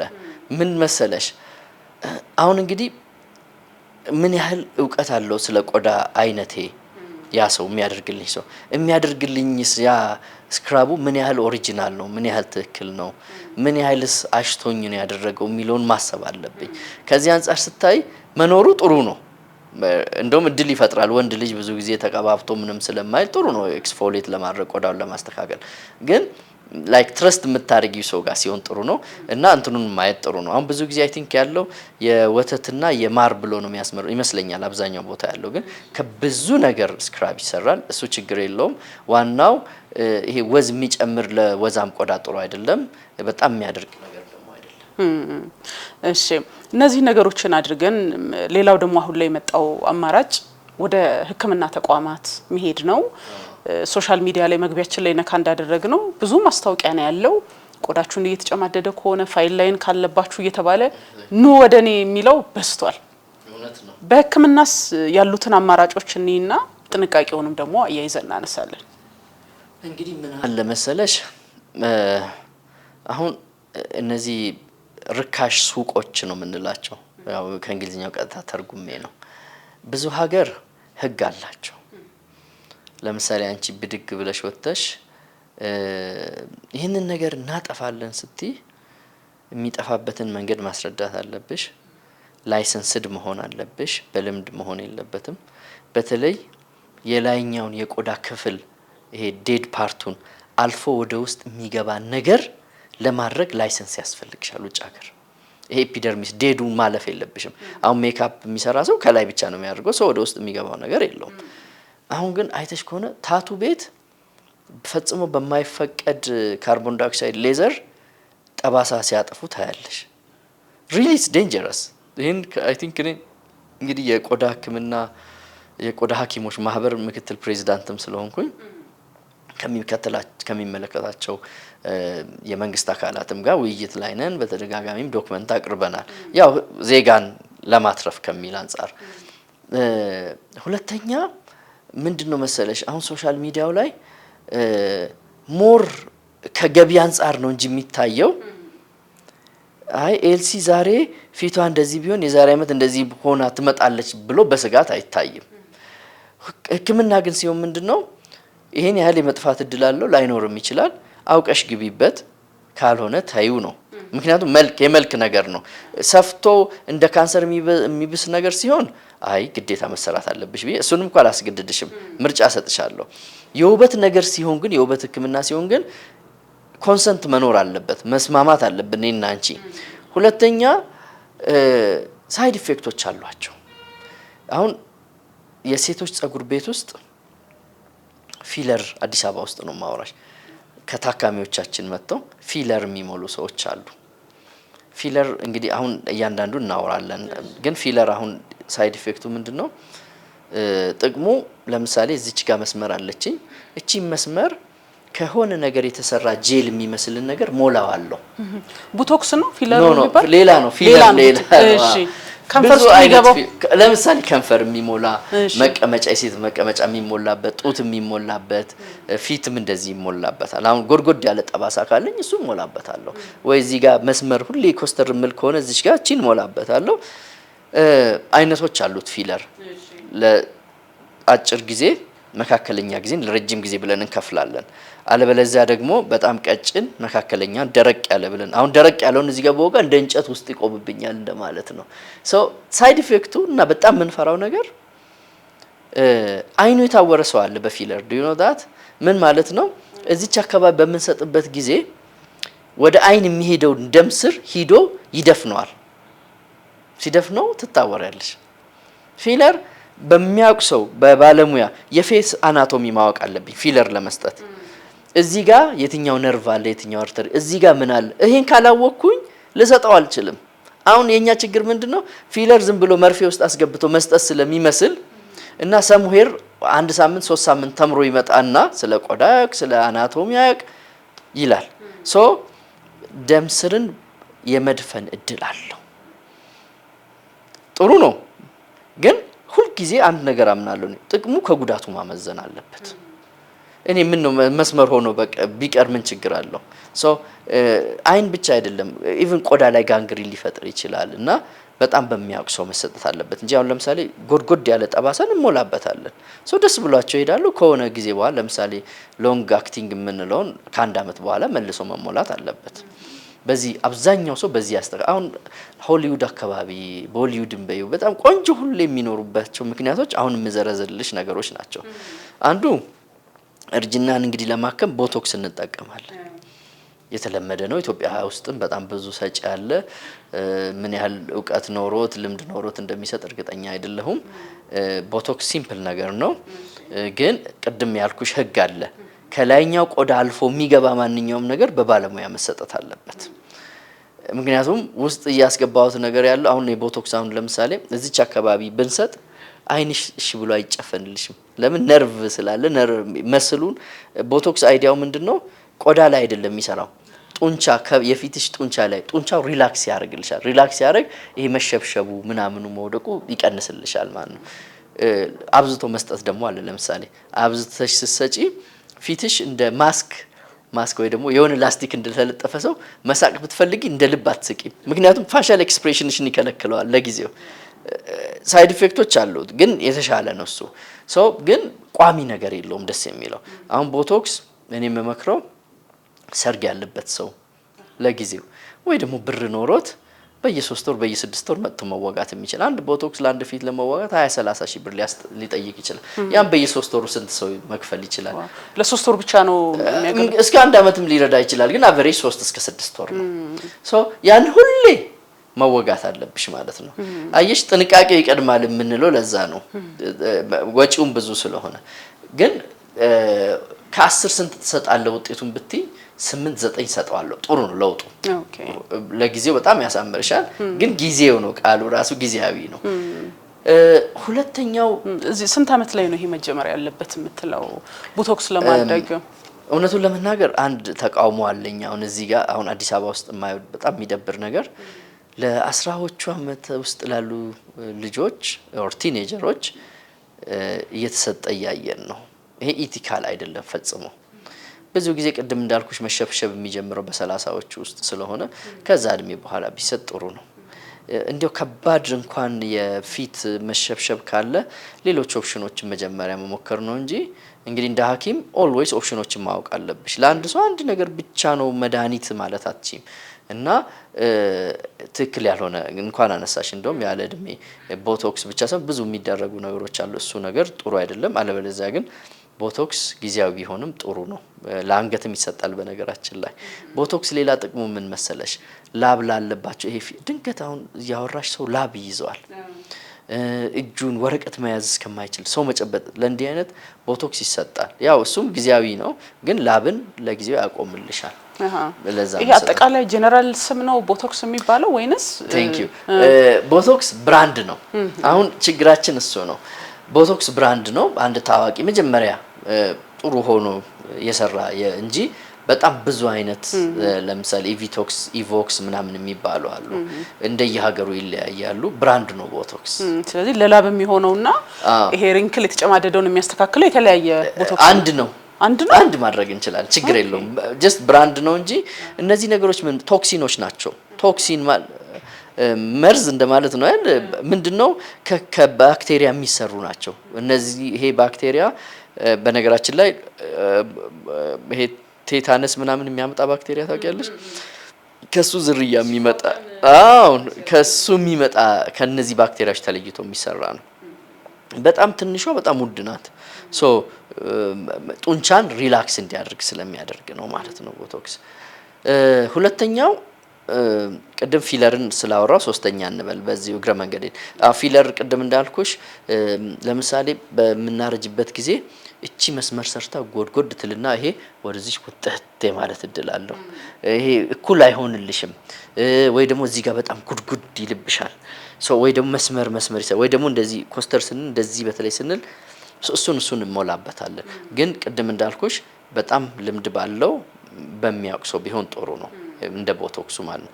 ሶስተኛው ትሬድ ሲባል ሰምተሽ ታውቂያለሽ? ትሬድ ሊፍት ሲባል እንግዲህ እዚህ ኢትዮጵያ ውስጥ ከምንሰራቸው አንዱ ትሬድ ነው። ትሬድ ማለት ክር ማለት ነው። ምን ይደረጋል መሰለሽ? ክሯ በዚች ለምሳሌ አስገባትና ቆዳሽ ውስጥ ነው የሚሄድ። እንደ ወስፌ ወስፌ ጫማ ሲሰፋ አይተሽካው ማደንዚያ ይሰጣል። በጣም እነዚህ አሁን ማውራሽ ሚኒማሊ ኢንቬሲቭ የሚባሉ ናቸው። በጣም ኢንቬሲቭ ሲሆን በጣም እሱን መጣበታለሁ አስረዳሻለሁ። ያቺ ክር እዚህ ለምስትቋጠርና እቺን ሳብ ትደረግና ቪዲዮ ላይ ማየት ይቻላል ወይ ማያያዝ ትችላለሽ። ሳብ ያደርጋል፣ እቺም ሳብ ያደርጋል። ይሄ ውድቅ ያለው ነገር ይቀንስልሻል። እዚህም ጋር በተመሳሳይ መውጋት አሁን ደግሞ ፎክስ አይ የሚሉት አለ እንደ ቀበሮ አይነት አይን አርግልን የሚባል ነገር እንደዚህ ወደ ላይ እሱን አሁን ትሬድ ነው የሚሰራው። ምንድነው የምናደርገው? ክር እናስገባለን እዚች ጋር። እዚህ ይሰራል አሁን? ይሰራል። እንደኛም ጋር ይሰራል። ክሊኒክ እንሰራለን። እና ምንድነው የምናደርገው? በዚች በኩል እናስገባና እዚች ጋር እንተዋታለን። ያው በእንትን ነው በማደንዘዣ የሚሰራ ነው። እንደምታስቡ የሚያም ነገር አይደለም። ግን የፊትሽን አናቶሚ የሚያውቅ ሰው ነው መስራት ያለበት እንጂ ሂዶ የሆነ ቦታ ምናምን የሚያስገባ መሆን የለበትም። እና እሱ ጥሩ ኦፕሽን ነው። አራተኛው ይሄ ሃይፉ ሲባል ሰምተሽ ታውቂያለሽ? ሃይፉ ምንድነው? የሃይፉ ጥሩነቱ ከሌሎቹ በተሻለ ለአመታት ይሰራል። ግን 70% ሰው ላይ ብቻ ነው የሚሰራው። 20% ብሩን ከፍሎ ለውጥ ላይ ያገኝ ይችላል። እና ሁልጊዜ እርጅናን ስናከም የእርጅና ምልክቶችን ስናከም አንድ ብቻ ኦፕሽን መፍትሄ አይሆንም። ኮምባይን መደረግ አለበት። ሃይፉ ምንድነው? ታይትን ማለት መወጠር ላይክ ይሄ ውድቅ ያለውን እንደዚህ ሲል ነው ደስ ይሄ የወጣት ቆዳ የሚመስል አይነት ለማድረግ እንደዛ ነው የሚያደርገው። አልትራሳውንድ ነው ሃይ ኢንቴንሲቲ ፎከስድ አልትራሳውንድ ማለት ካንሰር አያመጣም፣ ጨረር የለው ምን የለው። ኢትስ ሪሊ አሪፍ ነው። በተለይ ኢትዮጵያ ቆዳ ግን እንዳልኩሽ ነው ግማሽ ሰው ይረካል፣ ግማሽ ሰው አይረካልኝም። ለዚህ ኮምቢኔሽን ማሰብ አለብኝ። ለምሳሌ ሃይፉና ቦቶክስ ማሰብ አለብኝ ወይ ሃይፉና ፊለር የሆነ ነገር ማሰብ አለብሽ። ሌላ ምን ያህል ጊዜ ይወስዳል? አሁን ሃይፉ ባልከው በድግግሞሽ ነው ወይስ ሚኒመም 3 መሰራት አለበት? 3 በየወሩ ምርጥ ውጤቱን የምታዩ በአንድ ሳምንት የሚደሰቱ ሰዎች አሉ። ግን ብዙ ጊዜ 6ኛ ሳምንት ላይ ጥሩ ውጤት እስከ 6 ወር መሃል ጥሩ ውጤት ታያለሽ። እስከ 2-3 አመት ይቆያል ውጤቱ ተብሎ ይታሰባል።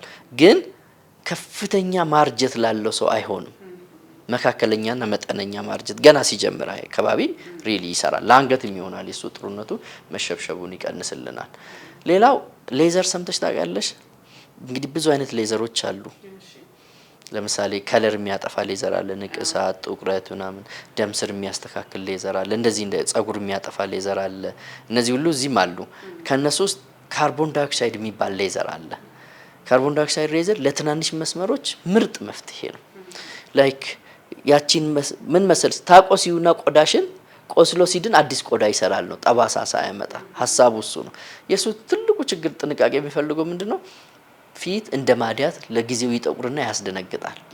ለምሳሌ የብጉር ጠባሳንም በሱ ነው የምናጠፋው፣ መስመሮችንም። እሱ በሐኪም ቢሰራን ሁሉ የሚመከረው። ለምን? ቅድመ ጥንቃቄ ይፈልጋል ይሰራል። ከዛ ደግሞ ድህረ ጥንቃቄ ይፈልጋል። ነገሩ ፊታችን ቋሚ ነገር እንዳይኖረው። ሜቢ መጨረሻ ማነሳልሽ ከሚኒማል ኢንቬሲቭ ከምንላቸው ፒአርፒ ፒአርኤፍ ምናምን ሲባል ሰምተሽ ካወቅሽ እነሱ ይረዳሉ። እና ሜሶቴራፒ እንላለን። ምን ማድረግ መሰለሽ? ደም እንወስዳለን። ከ10 እስከ 20 ml ሊሆን ይችላል፣ እንደየ ስታንዳርዱ ይለያያል።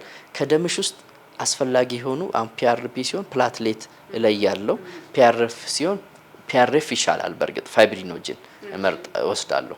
ያቺን የወሰድኳትን ነገር መልሼ ፊትሽ ላይ ወገዋለሁ። የምር ያሳምራል።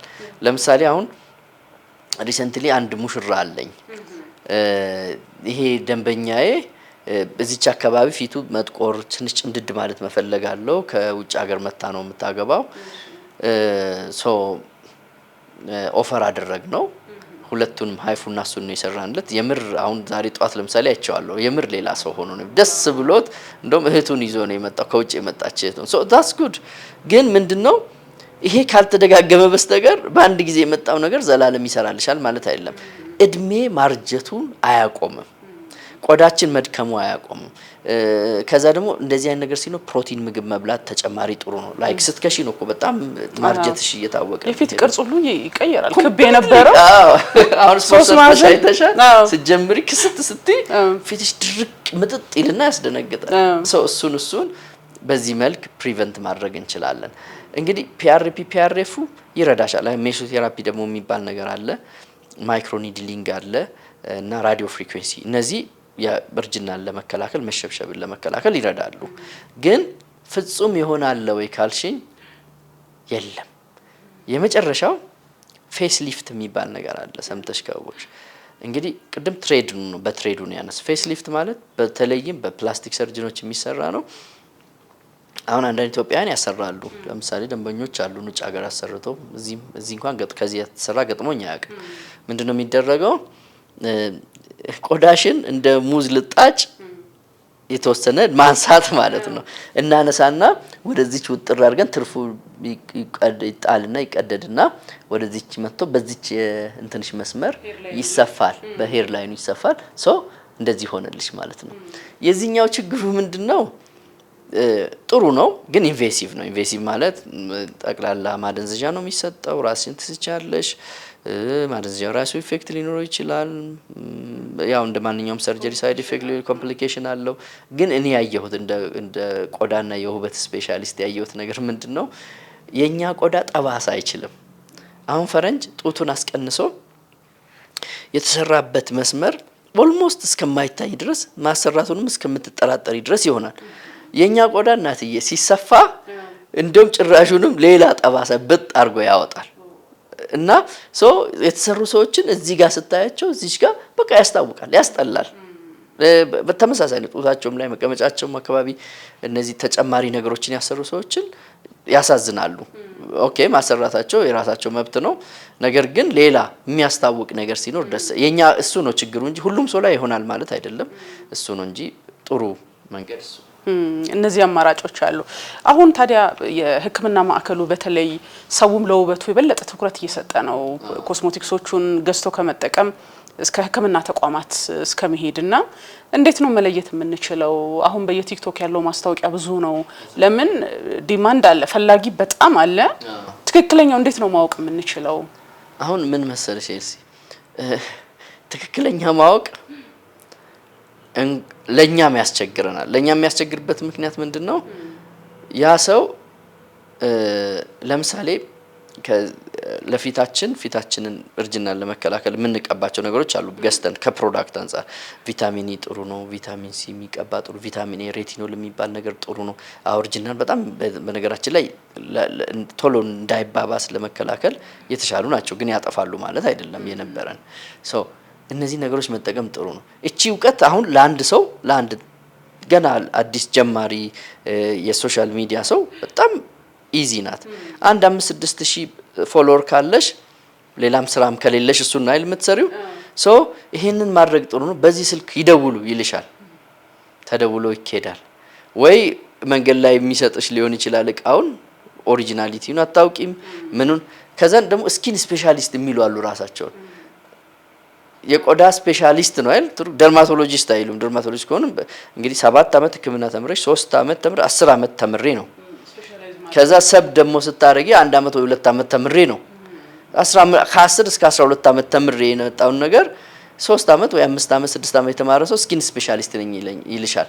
ምን ተምሮ 3 ሳምንት ቱርክ ወይ ዱባይ ሂዶ ተምሮ ወይ ደግሞ እዚህ የሆነ እንትን ውስጥ ተምሮ ቃሉ ራሱ ህዝቡን ያምታታል። ህግ አለመኖሩ ቅድም ያልኩሽ ትልቁ ችግራችን እሱ ነው። የሚመከረው ምንድነው አሁን ሰውን ውበታችሁን አጠብቁ ማለት አይቻልም። ምክንያቱም እዚህም ከሌለ ባንኮክ ይሄዳል፣ ዱባይ ኦር ቱርክ ሰምዌር ሂዶ ተደርጎ ይመጣል። እዚያ ያለው ሐኪም ከኛ የተሻለ ልምድና እውቀት ሊኖረው ይችላል፣ የማይካድ ነገር። ምክንያቱም ኢትዮጵያ ውስጥ ገና ጅምር ነው። ለዚህ እኮ ነው ብዙ ቺፕ ሱቅ ነው የምንላቸው ሱቆች የበዙት ለዛ ነው። ነገር ግን መከልከል ባንችልም የኛ ሀገር ደግሞ ምንድነው ለቆዳችን ከለርና አይነት የሚሆን ጥሩ ልምድ ያላቸው ብዙ ሐኪሞች አሉ። በጣም ብዙ ሐኪሞች አሉ። ሜቢ ከ10 በላይ ስም ባንጠራም ጥሩ ጎበዝ ሐኪሞች አሉ። መጀመሪያ እነሱን ያ ሰው ተቋም አለው የሚሰራበት፣ ያ ሰው ላይሰንስ አለው ወይ? አንዳንዶቹ በቆዳ ሐኪም ይብር ላይሰንስ እየተጠቀሙ የሚሰሩ አሉ፣ ራሳቸው ይሰራሉ። ግን ላይሰንሱ የሐኪም ነው፣ ሐኪሙ የለም፣ አከራይቶ ዞር ይላል። እንደሱም እንዳይሆን ተቋም ውስጥ ይሰራሉ ወይ? አሁን አንድ እንደ ማህበር እያደረግን ያለ ነው ምንድነው እንደ ቆዳ ሕክምና ማህበር አንድ ዌብሳይት ዴቨሎፕ እያስደረግን ነው። ኢትዮጵያ ውስጥ ያሉ ከ200 ያነሱ ስፔሻሊስቶች ናቸው ያሉት። የትና ምን እንደሚሰሩ በዛ ዌብሳይት ላይ ታገኛለሽ። ማን ጋር መሄድ እንዳለብሽ ከዋናው ሲምፕሊ ታገኛለሽ ማለት ነው። ዝም ብሎ ሰው ተነስቶ ዛሬ ሐኪም ነኝ ብሎ የሚያክም ብዙ ሰው አለ እኮ አይደል? እንደዛ እንዳይሆን። ከዛ ውጪ ግን ያው ቁጥጥሩ አይ ሆፕ መንግስት ወደፊት የሚሄድበት ይመስላል። መጠየቅም እኮ እንችላለን። ስፔሻላይዝድ አድርገሃል ወይ ብሎ መጠየቅም ጥሩ ነው። ታካሚው በራሱ ግን አሁን ማስረጃ ብርበራው ለመሄድ ከባድ ያደርገዋል ሁኔታው። ግን ነገር ምንድነው አዲስ አበባ ውስጥ ስፔሻሊስት ሳይሆኑ አንድ መጥፎ ልምድ አለ መሰል። ሁላችንም እንግዲህ ቆዳን አለርት ነው የተማረው አብዛኞቻችን። እገሌ አለርት ነው የሚሰራ ሐኪም ነው ግን 11 ሰዓት ይገባል ሲባል ሰምተሽ ታውቂያለሽ? 11 ሰዓት ሲገባ የት ነው የሚሰራው? ፋርማሲ ውስጥ። ፋርማሲ ውስጥ ለምሳሌ ስፔሻሊስት ሐኪም ምንድነው የሚያደርገው? አይሰራም፣ አይፈቀድም። 11 ሰዓት ማለት የምግብና መድኃኒት ቁጥጥር ባለስልጣናቶች የማይሰሩባት ሰዓት ስለሆነች ፋርማሲዎች አሉ አዲስ አበባ ውስጥ። ሰው በሰልፍ እንደ ክሊኒክ ይጠብቃል። ፋርማሲስት ነው ፎር ዳት ማተር ላይሆንም ይችላል። አለርት ውሎ ነው የመጣው። አለርት የሚሰራ ስፔሻሊስት ነው ይባላል። ሰው ቸግሮት አይደል ካርድ ኔጋ መጥቶ 500 1000 ብር ከሚያወጣ ፊቱን እያየው ቆዳውን እያስወለቀ እዛ ፋርማሲ ውስጥ እያየ የሚሰጡ አሉ ትላልቅ ፋርማሲዎች። ሌት አለውን አሁን ገብቶሻል አይደል? በዛ አንፃር ስታይ ይሄ ሁሉ የመጣው ምንድነው? ቁጥጥሩ ደካማ ነው፣ ደሃነን። እንደ ልብም ስፔሻሊስት ላይገኝ ይችላል፣ ውድም ሊሆን ይችላል። ግን ደግሞ ዜጋ እየተጎዳ ነው። ዘላቂ የሆነ ደግሞ ፊታችን ደግሞ ፊት ለፊት የሚታይም ስለሆነ በራስ መተማመን ያሳጣል። ብዙ ነው ከዛ በኋላ የሚመጣው። ብዙ ጊዜ የምታዩት የቆዳ ችግር ምንድነው? በተለይ አሁን ያልተፈቀደላቸው ፕሮዳክቶችን በመጠቀም በእንዲህ አይነት ሐኪም ነን በሚሉ በእነሱም በመጠቀም የሚታዩት ችግሮች ምንድን ናቸው? አሁን ላይ የመጀመሪያው ችግር ኦክሮኖሲስ እንለዋለን። ኦክሮኖሲስ ማለት ብሊቺንግ ኤጀንት አለ። ለምሳሌ ጥቁረትን ለመከላከል ሲባል ወር ደግሞ ለማከም ሲባል ያለ ሐኪም ፈቃድ 2 ወር 3 ወር በላይ መጠቀም የለብሽ ነገር ስትጠቀሚ እሱ ራሱ መልሶ ያጠቁርሻል። ያጠቁርና የትም ሐኪም ብትሄጂ በቀላሉ አይለቅም። እንትን ታክሜ እንትን ሂጄ እንትን በሐኪምም ሊሆን ይችላል እኮ ነገሩ የተሰጠው። እኔ ጋር መጥቶ 3 ወር የተጠቀመ ሰው እዛ እንትና ጋር ሄዶ ሌላ 3 ወር ይጠቀማል ሲባል ከብቶሻል ከጥቅም ከሚጠበቀው በላይ ስለሚጠቀም ፊቱ ይጎዳል። አንዱ እሱ ነው የከለር መጠቁሮ መቅረት ያመጣ። ሁለተኛው ሮዜሻ የሚባል ምን ማለት መሰለሽ? ፊትሽ ፀሐይ ላይ ስትወጪ እሳት መጉረስ እንደማለት እሳት መሆን ይቀላል። አቺም ሊያሳክሽ ሊያቃጥልሽ ይፈልጋል። ሰው የተሰበሰበ ቦታ አቺም እሳት መቅረብ አቺም። ይሄ በተለይ ኮርቲሶ ቅድም ያልኩሽ መድኃኒቶችን ስንጠቀም የሚመጣ ጉዳት ነው። ሶስተኛው ያለ እድሜ ማርጀት መሸብሸብ ከምታስቢ በላይ በጣም ኮመን ነው። ለሆነች በሽታ ይጀመርና ከፋርማሲ ተገዝቶ ሊሆን ይችላል፣ ሐኪም አዞ ሊሆን ይችላል። ያ በቃ መሸብሸቡ የምር ነው የሚያስደነግጥ አይነት። እኔ እኮ እንደዚህ ያልነበርኩም ይሉሻል። ወደ ልጅነት መመለስ እንችላለን ሙሉ በሙሉ ፈጽሞ አንችልም። ማንም አይችልም እዚህ ዓለም ላይ። ያው ኦልሬዲ ፈጣሪ ሲሰራሽ የነበረን ነገር ነው ያበላሽሽውና ሶስተኛው አሁን ያልኩሽ ሌላው የፈንገስ ኢንፌክሽን ነው። እነዚህ ኮርሶሎችን ስጠቀሚ በቃ እንዳለ ድሮ የሌለ ጭርት የሚመስል አጓጎት ምናምን የሚባል አለ። እንዳለ ክብ ክብ ክብ የዓለም ካርታ የሚመስል ነገር ይሰራብሻል። ሽፍታ አያጣም፣ ብጉር ይወጣብሻል። ሌላው የመጨረሻው አለርጂ ነው። ትክክለኛ ነገር ሳትጠቀሚ ስትቀሪ ማሳከክ፣ ማቃጠል፣ ሽፍ ማለት እንደ አለርጂ ይወጣብሻልና በዋነኝነት እነዚህ ናቸው በእኛ ሀገር ላይ የምናያቸው እነዚህ እኮ። አሁን ይሄን የሚቀለብስ ህክምና አለ ወይ? አሁን እነዚህ ነገሮች እንግዲህ እንደየ እንትኑ ይለያያል፣ እንደየ ኮንዲሽኑ። ለምሳሌ አሁን ኦልሬዲ ያረጀን ቆዳ ትረጂዋለሽ፣ የተወሰነ ትመልሻለሽ እንጂ 100% ኢትስ ዲፊካልት። የብጉር ሽፍታው ምናምን እንኳን መቀነስ ይቻላል፣ አለርጂው መቀነስ ይቻላል። ግን ትልቁ መልእክት ምን መሰለሽ፣ በተቻለ መጠን ቆዳችን ላይ ኢንቨስት ማድረግ ጥሩ እንደሆነ ሁላ 5 6 7 ነገሮችን በአንድ ጊዜ መቀባት መጥፎ ነው። ቅድም እንዳልኩሽ ነው፣ ሞይስቸራይዘር፣ ሰንስክሪን፣ ሜቢ ቪታሚን ኢ ኦር ኤ፣ ሬቲኖል በቂ ሊሆን ይችላል። አንዳንዴ አለርጂ የሆነብሽን እንኳን አታውቂም። እስቲ አንድ ቦርሳ ሙሉ ይዘው ይመጣሉ። ይሄን ከአሜሪካ ተልኮ ወይ ደግሞ እዛ ሂጄ ገዝቼ ይሉሻል፣ ወይ ደግሞ እዚህ ሐኪም ቤት ሂጄ ይሉሻል። ሶ መለየት እስኪ ሳሙናው ነው መታጠቢያው፣ ሰንስክሪኑ ነው፣ ሬቲኖሉ ነው፣ ቪታሚን ሲ ነው፣ ቪታሚን ኢ፣ ቪታሚን ኤ፣ ይሄን ሁሉ ባንድ ታምኝኛለሽ? የሚቀባ ሰው አለ። ከዛ ደግሞ ነጭ ማድረጊያ አለ። እነዚህ ፒግመንት ኮንትሮል ምናምን የሚባሉ አሉ። ይሄ ፈጽሞ አይመከርም። በስቴፕ ነው መደረግ ያለበት። በአንድ ጊዜም በአንድ ወርም የሚመጣ ተአምራዊ ለውጥ አይኖርም። ለዚህ መምረጥ ነው ማለት ነው፣ ፒክ ማድረግ ነው። አሁን የሬቲኖል ያልከው እኔም ሶሻል ሚዲያ ላይ ነው የሰማሁት። በእርግጥ በተወሰነ ቀን ነው የሚወሰደው፣ ጠዋት ነው ማታ ነው እንደዚህ የሚባል ነገር አለ። ምናልባት የሚጠቀሙ ሰዎች ካሉ እንግዲህ ሬቲኖል ማለት ቫይታሚን ኤዎች ናቸው። እነዚህ ቫይታሚኖች ምን ያደርጋሉ መሰለሽ? ቆዳችን ራሱን ቶሎ ቶሎ እየተካ እንዲሰራ ማድረጊያ ናቸው። በጣም ጥሩ ነው። ግን ፌክ ሬቲኖልም በዛ መጠን አለ። በተለይ አንድ ሰው እድሜው 30ዎቹ ገብቶ ትንሽ መስመር ነገር መፈለግ ከጀመረ ሬቲኖል ጥሩ መፍትሄ ነው። ግን ሬቲኖልን ውጤት ማክሲመም ውጤቱ የምታይ ከተጠቀምሽ ከ3 ወር በኋላ ነው። ለዚህ ሰው ጀምሮት ይተዋል፣ ይጥለዋል። እንደሱ መደረግ ሳይሆን ያለበት ሬቲኖል ኮስሜቲክስ ነው፣ መድኃኒትም አይደለም። ማለት መድኃኒትና ኮስሜቲክስ ልዩነት አላቸው። በጣም በጣም በጣም መጠኑ ትንሽ ነው። የቪታሚን ኤ እንትኑ ይሄ ፖቴንሲው የመስራት አቅሙ ትንሽ ነው። በጣም ሲብስ ግን እኛ ምንድነው የምናደርገው? ቪታሚን ኤ ሆኖ ሬቲኖይድ ደግሞ የሚባሉ አሉ። ለምሳሌ ትሪቲኖይን፣ አዳፓሊ ምናምን እነሱ መድኃኒቶች ናቸው። በሱ ኢቭን ቀጫጭን መስመሮች ላይ ይጠፋሉ። ግን ሬቲኖልን ከሆነ ሐኪም ሳያዝ ስለሆነ መጠቀም ይቻላል። ግን ወራትን መጠበቅ ግዴታ ነው። ማታ ነው መጠቀም ያለብን ሬቲኖልን በብዛት። ብዙ ጊዜ ጧት ላይ ፊትን ስለሚያስቆጣ ከፀሐይ ጋር ምናምን ላይመከር ይችላል። ማታ ማታ ሬጉላርሊ መጠቀም ግን ጥሩ ነው። ማንሳትሽ ካልቀረ ቫይታሚን ሲን በተመሳሳይ በጣም ጥሩ ነው። ይሄ አንቲኦክሲዳንት ስለሆነ ትንሽ በተለይ ይሄ ጠቆር ላለ ፊት፣ ለሚቆጣ ፊት፣ ከእድሜ ጋር ለመጣ እሱን ጧትም ሆነ ማታ መጠቀም ይቻላል፣ ችግር የለውም። ቫይታሚን ኢም በተለይ እንደ ሞይስቸራይዘር መጠቀም ጥሩ ነው። አሁን ተመሳስለው የሚሰሩ እነዚህ ካውንተርፊት የሚባሉ ፕሮዳክቶች አሉ። ሰው ወይ ከውጪ እንደተባለው የሚያመጣ ካልሆነ ወይ ሄደህ ማምጣት የማትችል ከሆነ ገበያው ላይ እየተላጠ ሁሉ ከስር ብዙ ነገር ነው የሚሰራው። መርካቶም ይሰራል ይላሉ። እኔ እርግጠኛ አይደለም ያው ስም ማጥፋት ግን ምን መሰለሽ፣ አሁን አንዳንድ ሶሻል ሚዲያ ላይ ስታይ ቲክቶክን ጨምሮ ምን ይላሉ መሰለሽ፣ ኦሪጂናልና ፌክ እንንገራችሁ ይላሉ። እዚህ ጋር እነዚህ ጋር ያስቀምጡና ይሄን ካለው ኦሪጂናል ነው። ይሄን በእውነት እኔ አላውቅም። ሰውየውም እንዴት እንዳወቀ አላውቅም። የሚያውቀው ሀገር ያስገባው ሰውዬ ነው። ምክንያቱም ይኸውልሽ እኛ ጋር እነዚህ ነገሮች በስም መጥራት እንችላለን የተወሰኑትን። አንድ ነገር ወደ ሀገር ሲገባ ኢቭን ኮስሜቲክስም ቢሆን ሂደት አለው አይደል? የመንግስት መስሪያ ቤት የሚመለከተው መድኃኒትና ቁጥጥር ባለስልጣን ፈቅዶ ሂዶ አይቶ ወይ ምርቱ እዚህ መጥቶ ትክክል መሆኑ ተረጋግጦ አስመጪው ተፈቅዶለት ነው አይደል? እነዚህ ነገሮች በእጅ በሻንጣ ወይ በኮንትሮባንድ ነው የሚገቡት። ኦልሞስት ሁሉም ሌት ሴይ እኔ እርግጠኛ አይደለም ሴታፊ ሴራቪ ምናምን ትክክለኛ አስመጪ በትክክለኛ አስመጪ የሚመጡት ስንት እንደሆኑ አም ኖት ሹር። የተወሰኑ አሉ። አሁን ላሮሼ፣ ዩስሪን ምናምን የምንላቸው አቬኑ ምናምን የምር አስመጪ ያላቸው እነዚህ ኢትዮጵያ ውስጥ እኔ እርግጠኛ አይደለሁም። አይ ዶንት ኖ አይመስለኝም። ለዚህ ምንድነው መሰለሽ ኦሪጂናሉን ፌኩን የሚያመጣው ተመሳሳይ ሰው ነው።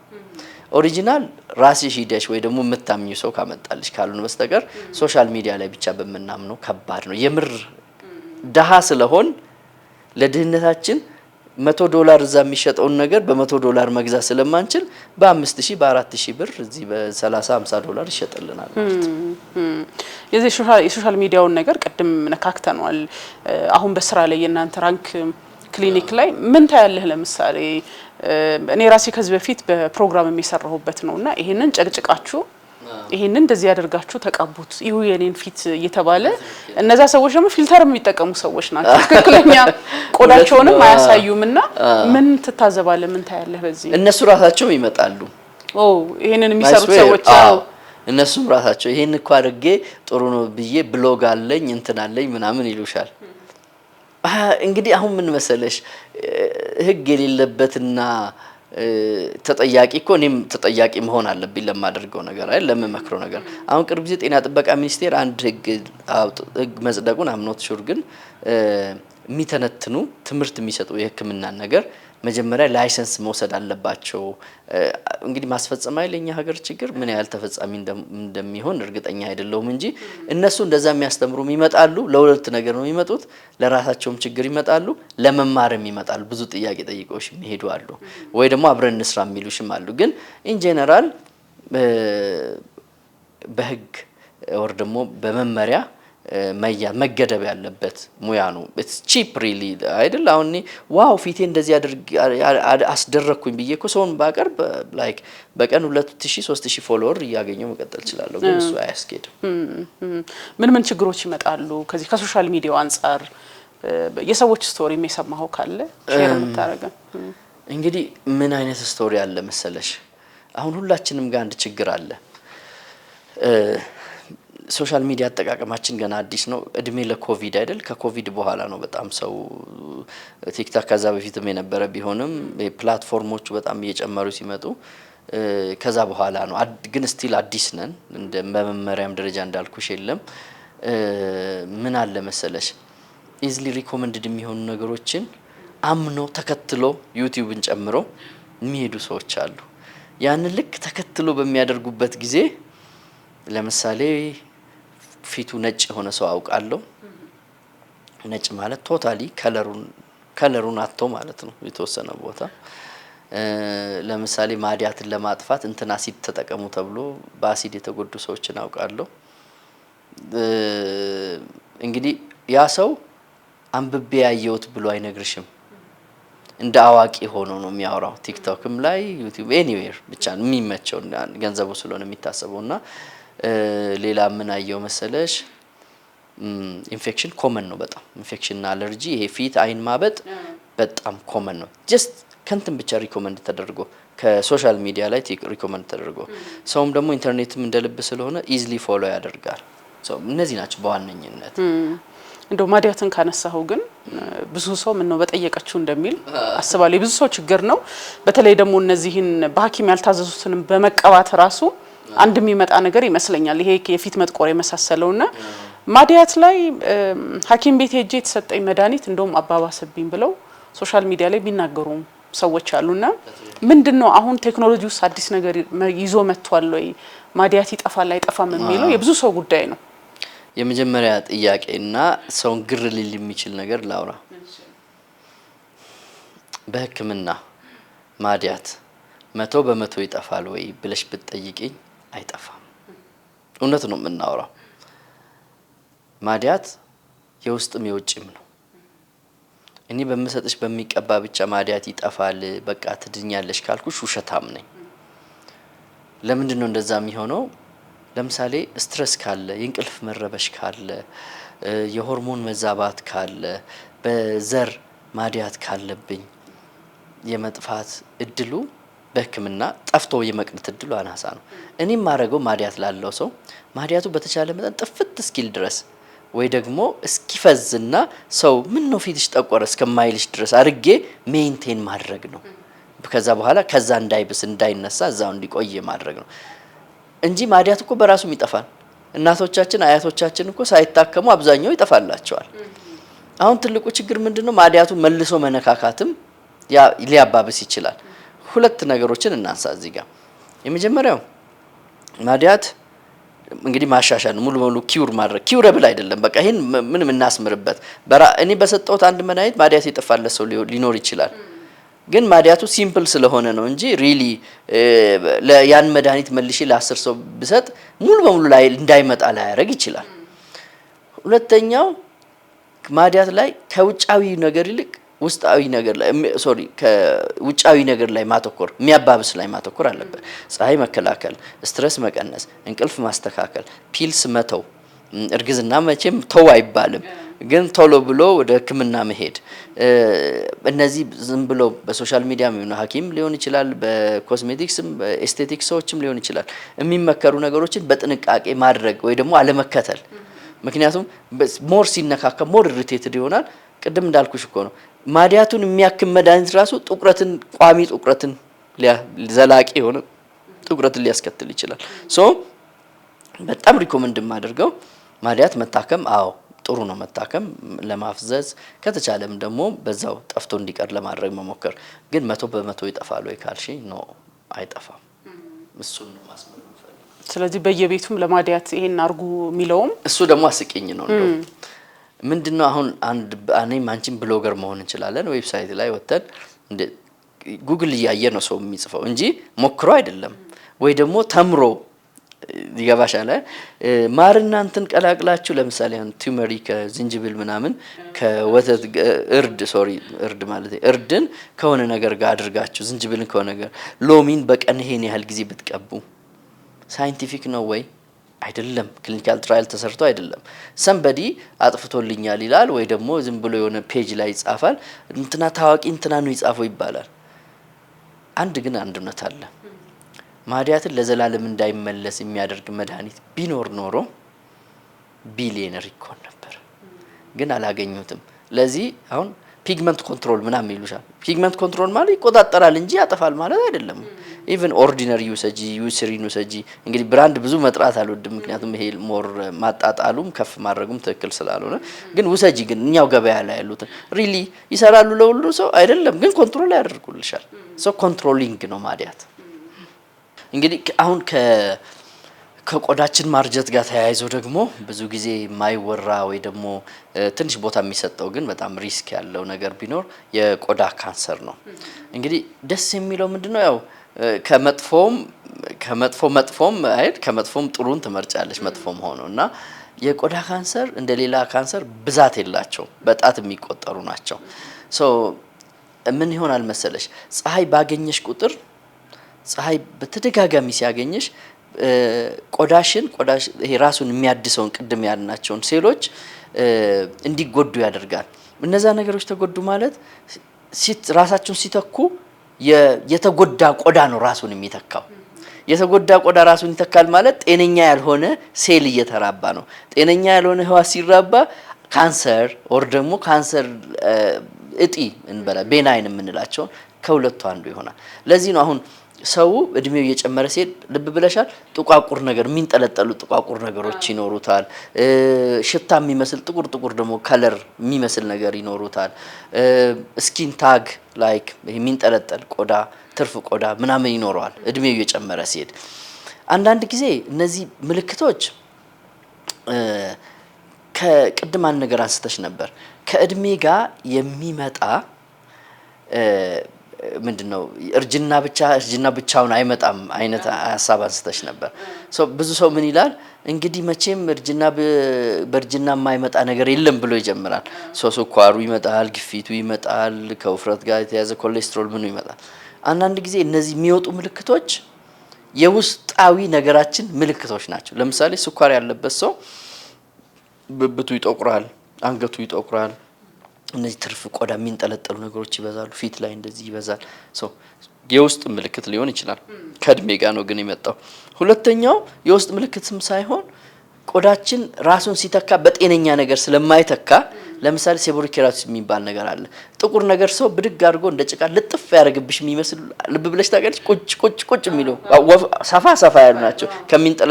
የሚንጠለጠሉት ዲፒኤን የምንላቸው እነሱም አብሮ ከእድሜ ጋር ይመጣሉ። እነዚህ ነገሮች በትኩረት ማየት ጥሩ ነው። ሌላው ከንፈራችን አካባቢ ከንፈር ይሳሳል አይደል? እድሜ ሲጨምር ከንፈር ይሳሳል፣ መሰነጣጠቅ ይበዛል። ከንፈር አካባቢ ለሚወጡ ለምሳሌ አክቲኒክ የሚባሉ ኬራቶሲስ አክቲኒክ ኬራቶሲስ ሶሪ ከንፈር ላይ የሚወጡ ከፀሐይ የተነሳ የሚመጡ ነገሮች አሉ። እነዚህ ነገሮች በጥንቃቄ በዛ እድሜ ማየት ግድ ይላል።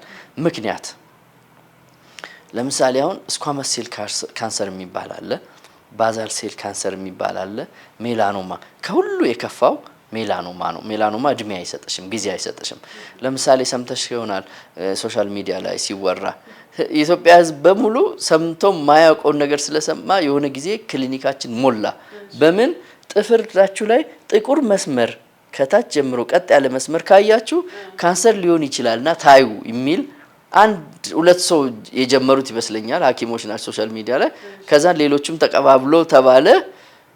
ሰው ደግሞ እንዳይረሳው ላይክ 2-3 ወር ቪዲዮና ቆይቶ ደግሞ መልሶ የሚለቁ ደግሞ አሉ ቲክቶከሮች። ሶ ምንድነው ጥቁር ነገር አይወደድም ቆዳ ላይ።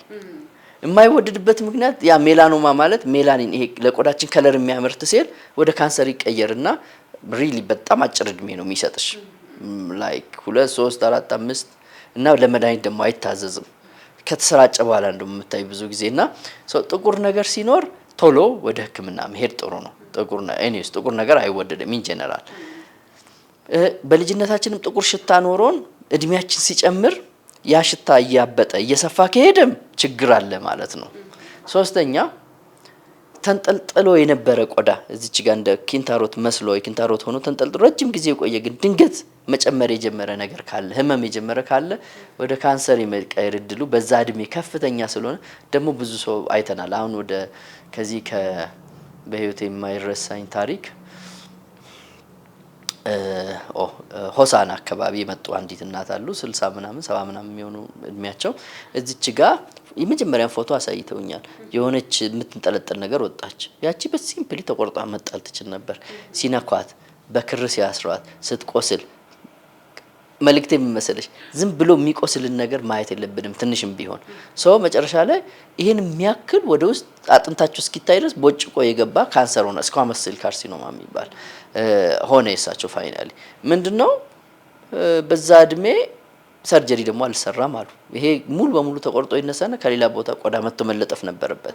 ሶ እነዚህ ሲምፕሊ የምንነካካቸው ነገሮች መተው ጥሩ አይደለም።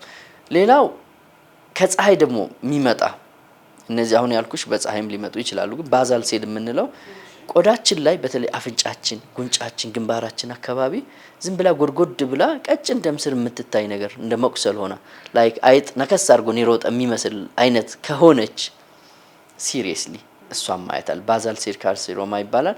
ከእድሜ ጋር በስተርጅና ይመጣል። ይሄ የረጅም አመታት የፀሐይ ድምር ውጤት ምልክት ነው። በአንድ ቀን ፀሐይ ላይ ስለሆንኩ ተደጋጋሚ ሲሆን ቀስ ብሎ ይቀይራል፣ እየሰፋ ይሄዳል። ይሄ ባዛል ሴል ካንሰር ይባላል። እነዚህ አይነት ነገሮችን የተለየ ምልክት በእድሜ ሲሄድ ከንፈርም ላይ ቅድም እንዳልኩሽ ስናይ ቶሎ ወደ ሕክምና ተቋም መጥቶ ያቺ ነገር ተወስዳ ተቆርጣ መታየት አለባት ማለት ነው። አልበዛ ግን ይሄ የሚጠቁር ዝም ብሎ ልጥፍ ያለ ነገር ያልኩሽ የሚንጠለጠሉ ምናምን እነሱ ይሄን ያህል ሪስክ ላይ ኖራቸው ይችላል። መለየት ግን ሊያስቸግር ስለሚችል ማስለቀም ማስጠፋት መታየት ይችላል። እሺ ዶክተር እንደው በመጨረሻ አሁን እርጅናም ቢኖር ቆዳ ያረጀም ቢሄድ ጤናማ የሆነ ጊዜውን የጠበቀ እርጅና መኖሩ አይጠላም።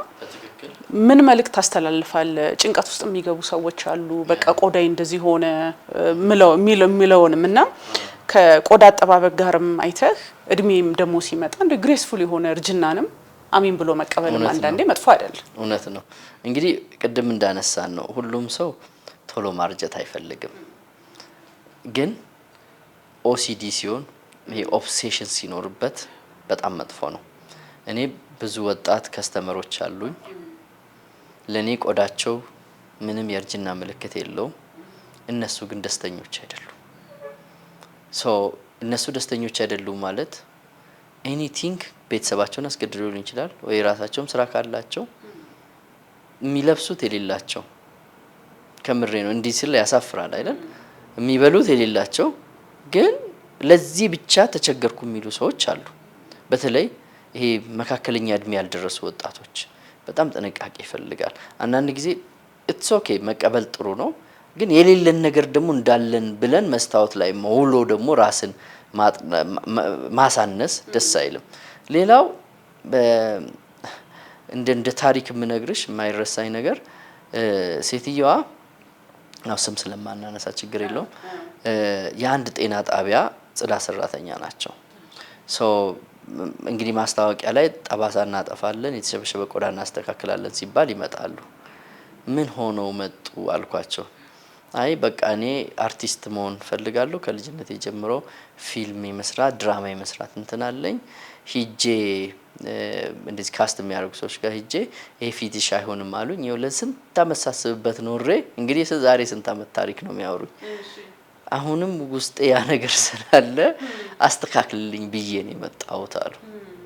ይቅርታ እናትዬ ማስተካከል አንችልም አልኳቸው። እንዴ እናስተካክላለን ብላችሁ የለም ወይ? ምን ይፈልጋል መሰለሽ ከስተመር ኦር ፔሸንት ሴሌክሽን የሚባል ነገር አለ። ማንኛውም ሐኪም አይዲያል አንቺ የምትፈልጊው ነገር ሊያደርግልሽ አይችልም። ሻኪራ በዚህ እድሜዋ አላረጀችም ቢዮንሴ እንደዚህ ናትና እንደሱ አርግልኝ ብትይኝ አይሆንም። ያ ቢልድ አፕ እየተደረገ የመጣ የረጅም ጊዜ እንክብካቤ ነው። አሁን ብድግ ተብሎ ግን ለዚህ እናት 50 ምናምን አመት ሊሆናቸው የሚችሉ እናት ናቸው። ገንዘብ የላቸው ስራቸውን ተመልከጂ። ገንዘቡም ደግሞ ቢኖር መሆን የማይችል ነገር ነው። ታዲያስ ለምን እንደዚህ አትሉም? እንደዚህማ የሁሉንም ሰው ወተን መንገድ ላይ ላንተ ይሆናል ላንተ አይሆንም አይባልም። እንደ ሐኪም ሰው ይመጣል ይሄ ሊሰራ ይችላል ይሄ ላይሰራ ይችላል ብለሽ ነው የምትናገሪ። ሪሊ በጣም ተበሳጭቶ ነው የሄዱት። ሜቢ እየሰደቡ ሊሆን ይችላል የሄዱት ግን አይ ካንት አሁን ለሳቸውም ቢቢዬ ለሌላው መሰራበት ምክንያት የለኝም። ምንድነው በጣም ኦብሰስድ መሆን መጥፎ ነው። በጸጋ መቀበል ጥሩ ነው። ብር ያለውም ብሬን በምን ላጥፋ ማለትም ትክክል አይደለም። ግን አክሰፕተብል የሆነ ሰው ፊት ስትቀርቢ በቃ ተቀባይነት የሚኖር ያልተጋነነ መልክ ያልተጋነነ ከንፈር አፍንጫ ያልተጋነነ ጉንጭ ግንባር ሲኖርሽ ጥሩ ነው። ከእድሜ ጋር ደግሞ የሚመጣ የተወሰነ ነገር ነው ኦኬ። በጣም ሲበዛና ላይክ ስራችን ላይ ጫና ሲኖረው ምናምን ሊሆን ይችላል እንጂ በጸጋ መቀበል ጥሩ ነው ባይነኝ። አብዛኛውን ነገር ግን ያለ እድሜ ሲመጣ ደግሞ የተወሰነ ማሻሻል ይቻላል። ቀደም ሲል በጠቀስናቸው መልኩ ማለት ነው። በጣም አመሰግናለሁ ዶክተር አኒሳ ማብራሪያ ስለሰጠህን። በሌላ ፕሮግራም ደግሞ እንገናኝና ብዙ ናቸው መቼስ እዚህ ከቆዳ ጋር ተያይዞ የሚነሱ ነገሮች እነሱ ላይ እንጨዋወታለን። ለዛሬው በጣም አመሰግናለሁ። እኔም እጅግ አመሰግናለሁ። መልካም ጊዜ ይሁን።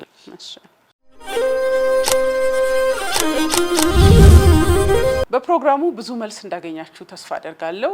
ቆዳችን ተፈጥሯዊ ውበቱን ጠብቆ እንዲሄድ ለማድረግ ቀደም ሲል የተጠቀሱትን የአኗኗር ዘይቤያችን ላይ ማስተካከያ ማድረጉ መሰረታዊ ነው። የምንሄድባቸውን የጤና ማዕከላትን ማየቱ ደግሞ ቀጥሎ ከሚመጡ ጉዳቶች ይከላከልልናል። በቀጣዩ ሳምንት በሌላ የፖድካስት እንግዳ ጠብቃችኋለሁ። መልካም ጊዜ